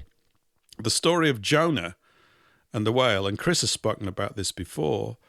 He's sent to Nineveh. Obviously, it's a bit awkward in the belly of a whale. I don't know what you want to make of that. Let's just leave that aside, right? But he goes there because they're completely out of order, right? They're not obeying the law. And when he goes there, he says, obey the law. So they don't start going to church and singing and jumping around and pretending to be doing things. They obey the law. They keep these commandments. And you naturally get strong. It's why it's important. It's why, integrity actually really is important, to keep your word, to be honourable, to pursue these things that have come down to us even through the Middle Ages, like chivalry and honour, these concepts that no one talks about much any day. But I know is actually beating in all of us all the time. It's part of the reason why we're so angered by what's happening around us, rightfully so. It's a righteous anger that's absolutely spot on. You should be angered by what's taking place, not as a destructive anger, but because of the way it's moving away all the time from what we are instructed and commanded to do. And that's what Christ said. He didn't say go to church and sing songs. I'm not against that if you want to do it. I mean, it's not my job, right? You got to do that if it lights your candle in the church or whatever. Great. And there's a place for that. I accept all that. But he said, if you love me, keep my commandments. That's it. Keep the law. Let's see what happens. And I think that's why, we're in this situation that we're in. And the really heavy part about it, seems to me, is that effectively, if we don't, it's organized in such a way that our enemies are empowered to kick our ass. It's not them, it's us. It's a big ask. I've got to be all obedient to this stuff. You don't have to. But if you're not, you're going to get wiped out. Go read the book of Jeremiah. It's not fun. It's just really, really unpleasant. It's horrible because they're arsing about. They won't, and I'm including myself. I mean, I'm speaking now as if I've been like this my entire life. Not true. No. I've bumbled along and just tried to be as decent as I could, but, I made mistakes. I'm sure we all have along the way. So I'm suggesting, let me put it that way, that's where the solution is. It's absolutely in the law. It's a peaceable way, and I think we will get support. And that's what happened to the people at Nineveh in the story. As soon as they did that, everything starts to work right. It starts to work. And they felt sorry for what they had done to transgress the law. They repented That's for important. it. They recognized, it's this recognition. And I think that's where the responsibility comes in. You have to sort of go, my God, we've really cocked it up. I did this. Yeah, I did. I might have done it out of unknowingness or lack of awareness or a lack of interest in it, but whatever reason. And the thing is that when we take responsibility for it, no one can stop us taking responsibility for it. You're completely powerful. You just make that decision because it's a peaceable decision. And then it's not about dealing with an adversary. It's about dealing with that part of yourself that's not been sort of in order. And you get it in order, and then suddenly all of these things like marriage is for life. Yeah, why? Because it's bloody important. That's right. You don't start mucking about. The grass is not greener on the other side. You stay loyal to one another. There's and without that, there's an experience, I think, a sort of quality that comes into our lives. You're not going to gain it. You can't get it by just buying more cars. No, I'm not against that, right? But there's a limit to the amount of joy you can get out of the toys that we've made, and it's not they're good things and they're fun and all that kind of stuff. But if you look at sort of modern commercial living, everything is about all your needs are going to be served if you just get the latest fridge. I mean, it's just bizarre. It's complete horseshit, the whole thing. And so that's kind of part of the distraction that we suffer, that we've been hijacked into. And it's just to get back to basics. And they're so basic and so direct and so simple that they are a challenge. I think that they're a massive challenge. And there's been, my view, a sort of the intellectualization of Christianity is it completely misses the point. This is for Christianity is a condition that these race of people are in. And like people say, born again, that's not what it originally says. People are not born again. You're born from above. It's a different idea. And suddenly, I found it a magical sort of thing. It's not even the right word. It hit me like a freight train when I kind of got it. And I came to it through the banking stuff. The banking led me to study biblical banking, which led me to this. And I suddenly went, got it. That's me. I mean, people listening to this might say no. And you get that all the time. I understand that people respond in that particular way. I would just suggest that if it's bitten you a bit, the more you go into it, it just becomes directly intelligible. You go, oh, it's that. And it's that. And so you can see it. So the complications of the world, which are considerable, really come down, unfortunately, to this spiritual war between the Israelite people in the world today and the people of Edom, Esau. And I've mentioned a website before which has got a great encapsulation of many of this, which is esau.today. That is the domain name, esau.today. And I think the last article went up a couple of years ago, but it's got a lot of succinct, brief things that will create a good orientation for you if you feel bitten by this. And I'd like to think that most people will be, because I think without it, we're not going anywhere. We're absolutely in a contract on something, and it explains much of our behavior as a race over the past 2,000 years. When we're good, when we're doing it right, it's quite a thing, and we've lost that. And I would also, tapping into the last century, Hitler addresses this. This is why he was so focused on race. It's certainly a key part of it. It's massively important. It's not that we hate the other races, but that it's painted out to be that. So they've coined this phrase, white supremacists. It's hilarious nonsense. Piffle. It's got nothing. I mean, white people are of supreme importance to me because I am one. And I'm sure if I was an Eskimo, Eskimos would be supremely important to me, because without them, I don't know who I am.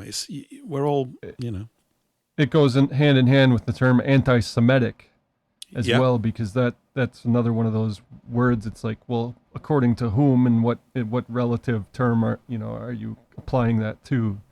Yeah. Because it has so many different meanings if you actually took and picked that apart. And it's a newer word. It was only in the 1850s, I think, that came about as a thing. So it's just weird well, language. And we get caught up in these neologisms and oh no, you're one of those. No, I'm not. I know. It's like we sit and beat ourselves over the head over this stuff, and it's just not necessary.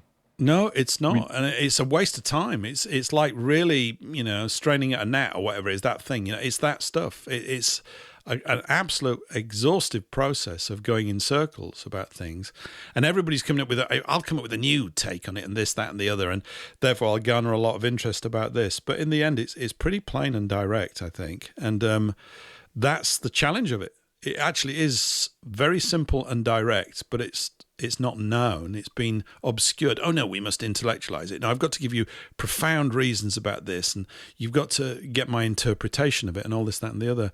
And it is, if the layman is given the guide, and I'm a layman, it's comprehensible, it's digestible, and it's actionable. It's all of the things that you need. And I'm sure when maybe people hear talk like this, think, oh, it's all about going to a church. Well, it isn't. But then, you see, there's that aspect. You look at the workmanship in certain churches, and I understand why it happened.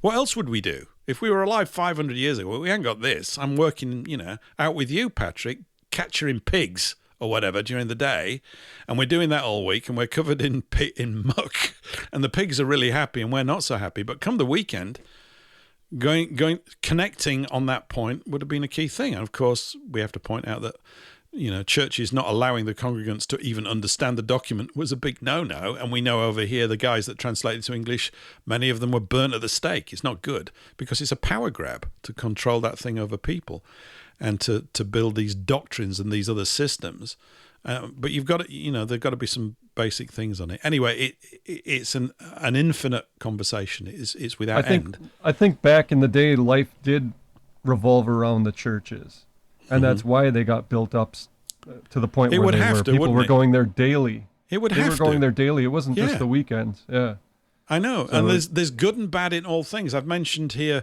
about the book The Reformation by Cobbett, which is outstanding.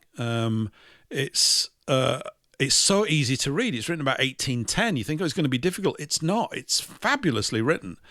And Cobbett was raised in the Church of England, and yet the entire book is a great sympathetic eulogy in many ways for the fate that befell Catholics. Now, all these denominations are a waste of time for me personally. I'm not interested in any of them because they're all going, well, our interpretation of it is the right one. No. There isn't an interpretation of it. It's really, really...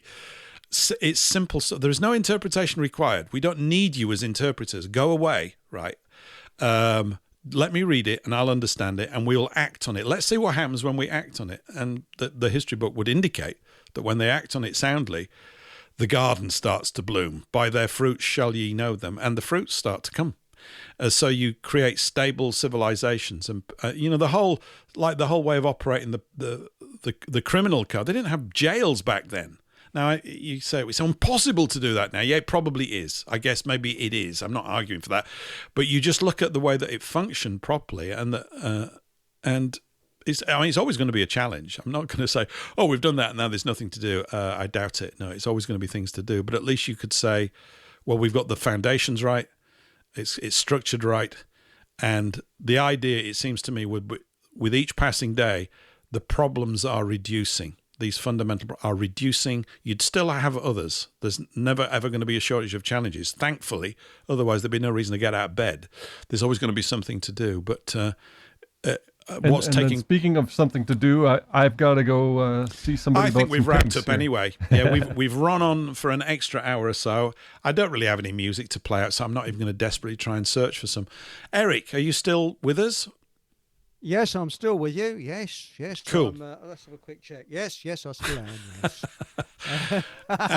So I'm kind of finished for the night. I'll wrap up. So any final words? Any things that you want to? You don't have to talk about this. Anything at all? We'll of course be back again next Thursday. But anything you want to close out with for tonight? Thanks for having me on the show. It's much appreciated. And you never know, I might be a bit more smutty next week. Well, I hope so. We've missed the smut. Yeah, absolutely. Yes, we need a bit more smut. But no, thanks for having me on, and thank you for our fantastic audience as well. And in the chat, very interesting, Yeah. But next week we could talk possibly about Palestine, the history of it, which is... People don't realise that Palestine and Egypt during World War II took a very crucial part if you're looking at it from the Allied point of view. But that's a long story, so we could go into that on another week. We can. I think we should try and get somebody to design the Harmer... The Starmer Harm Farm Alarm. You need to sell it in the Fockham Hall Press. Really, every house should have one. I don't know what it would look like. It's like a Heath Robinson idea. It's completely pointless, but we probably need something like that. That's a good one, isn't it? A Starmer was it a Starmer? Sorry, a Starmer Harm Farm Alarm. Starmer Harm Farm Alarm. Speaking of alarms, we're getting a storm here, and there's a tornado warning. So. I'll let you all go. Thank you very much, and have a good one.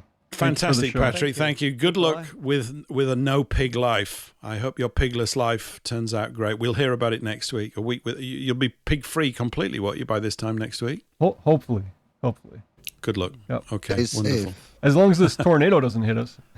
It might take the pigs away. It might be house free if that's the case. We'll see. Oh no. We don't want that. No, you've got to have a house. No, none of that. Keep me in your prayers then. You will do.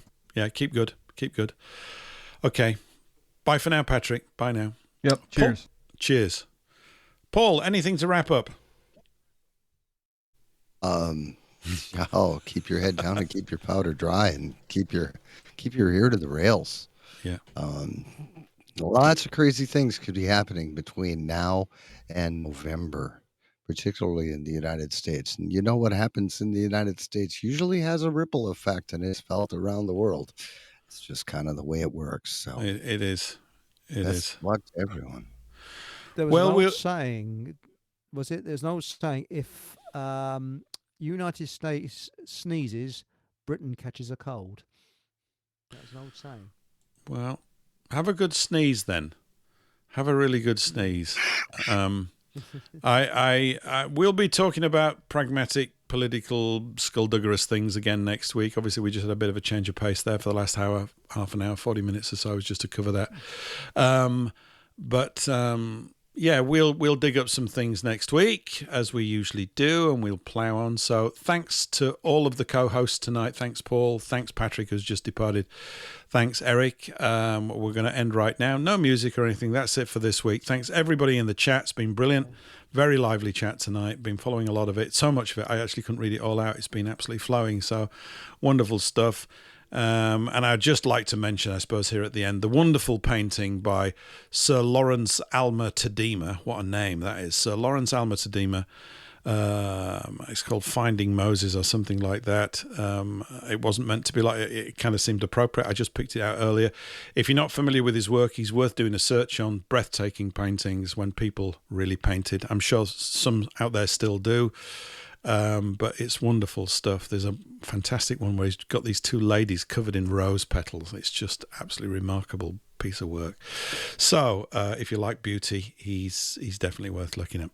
That's it, everyone. Okay, we're finished. We're out of here. Bye for now. Bye-bye.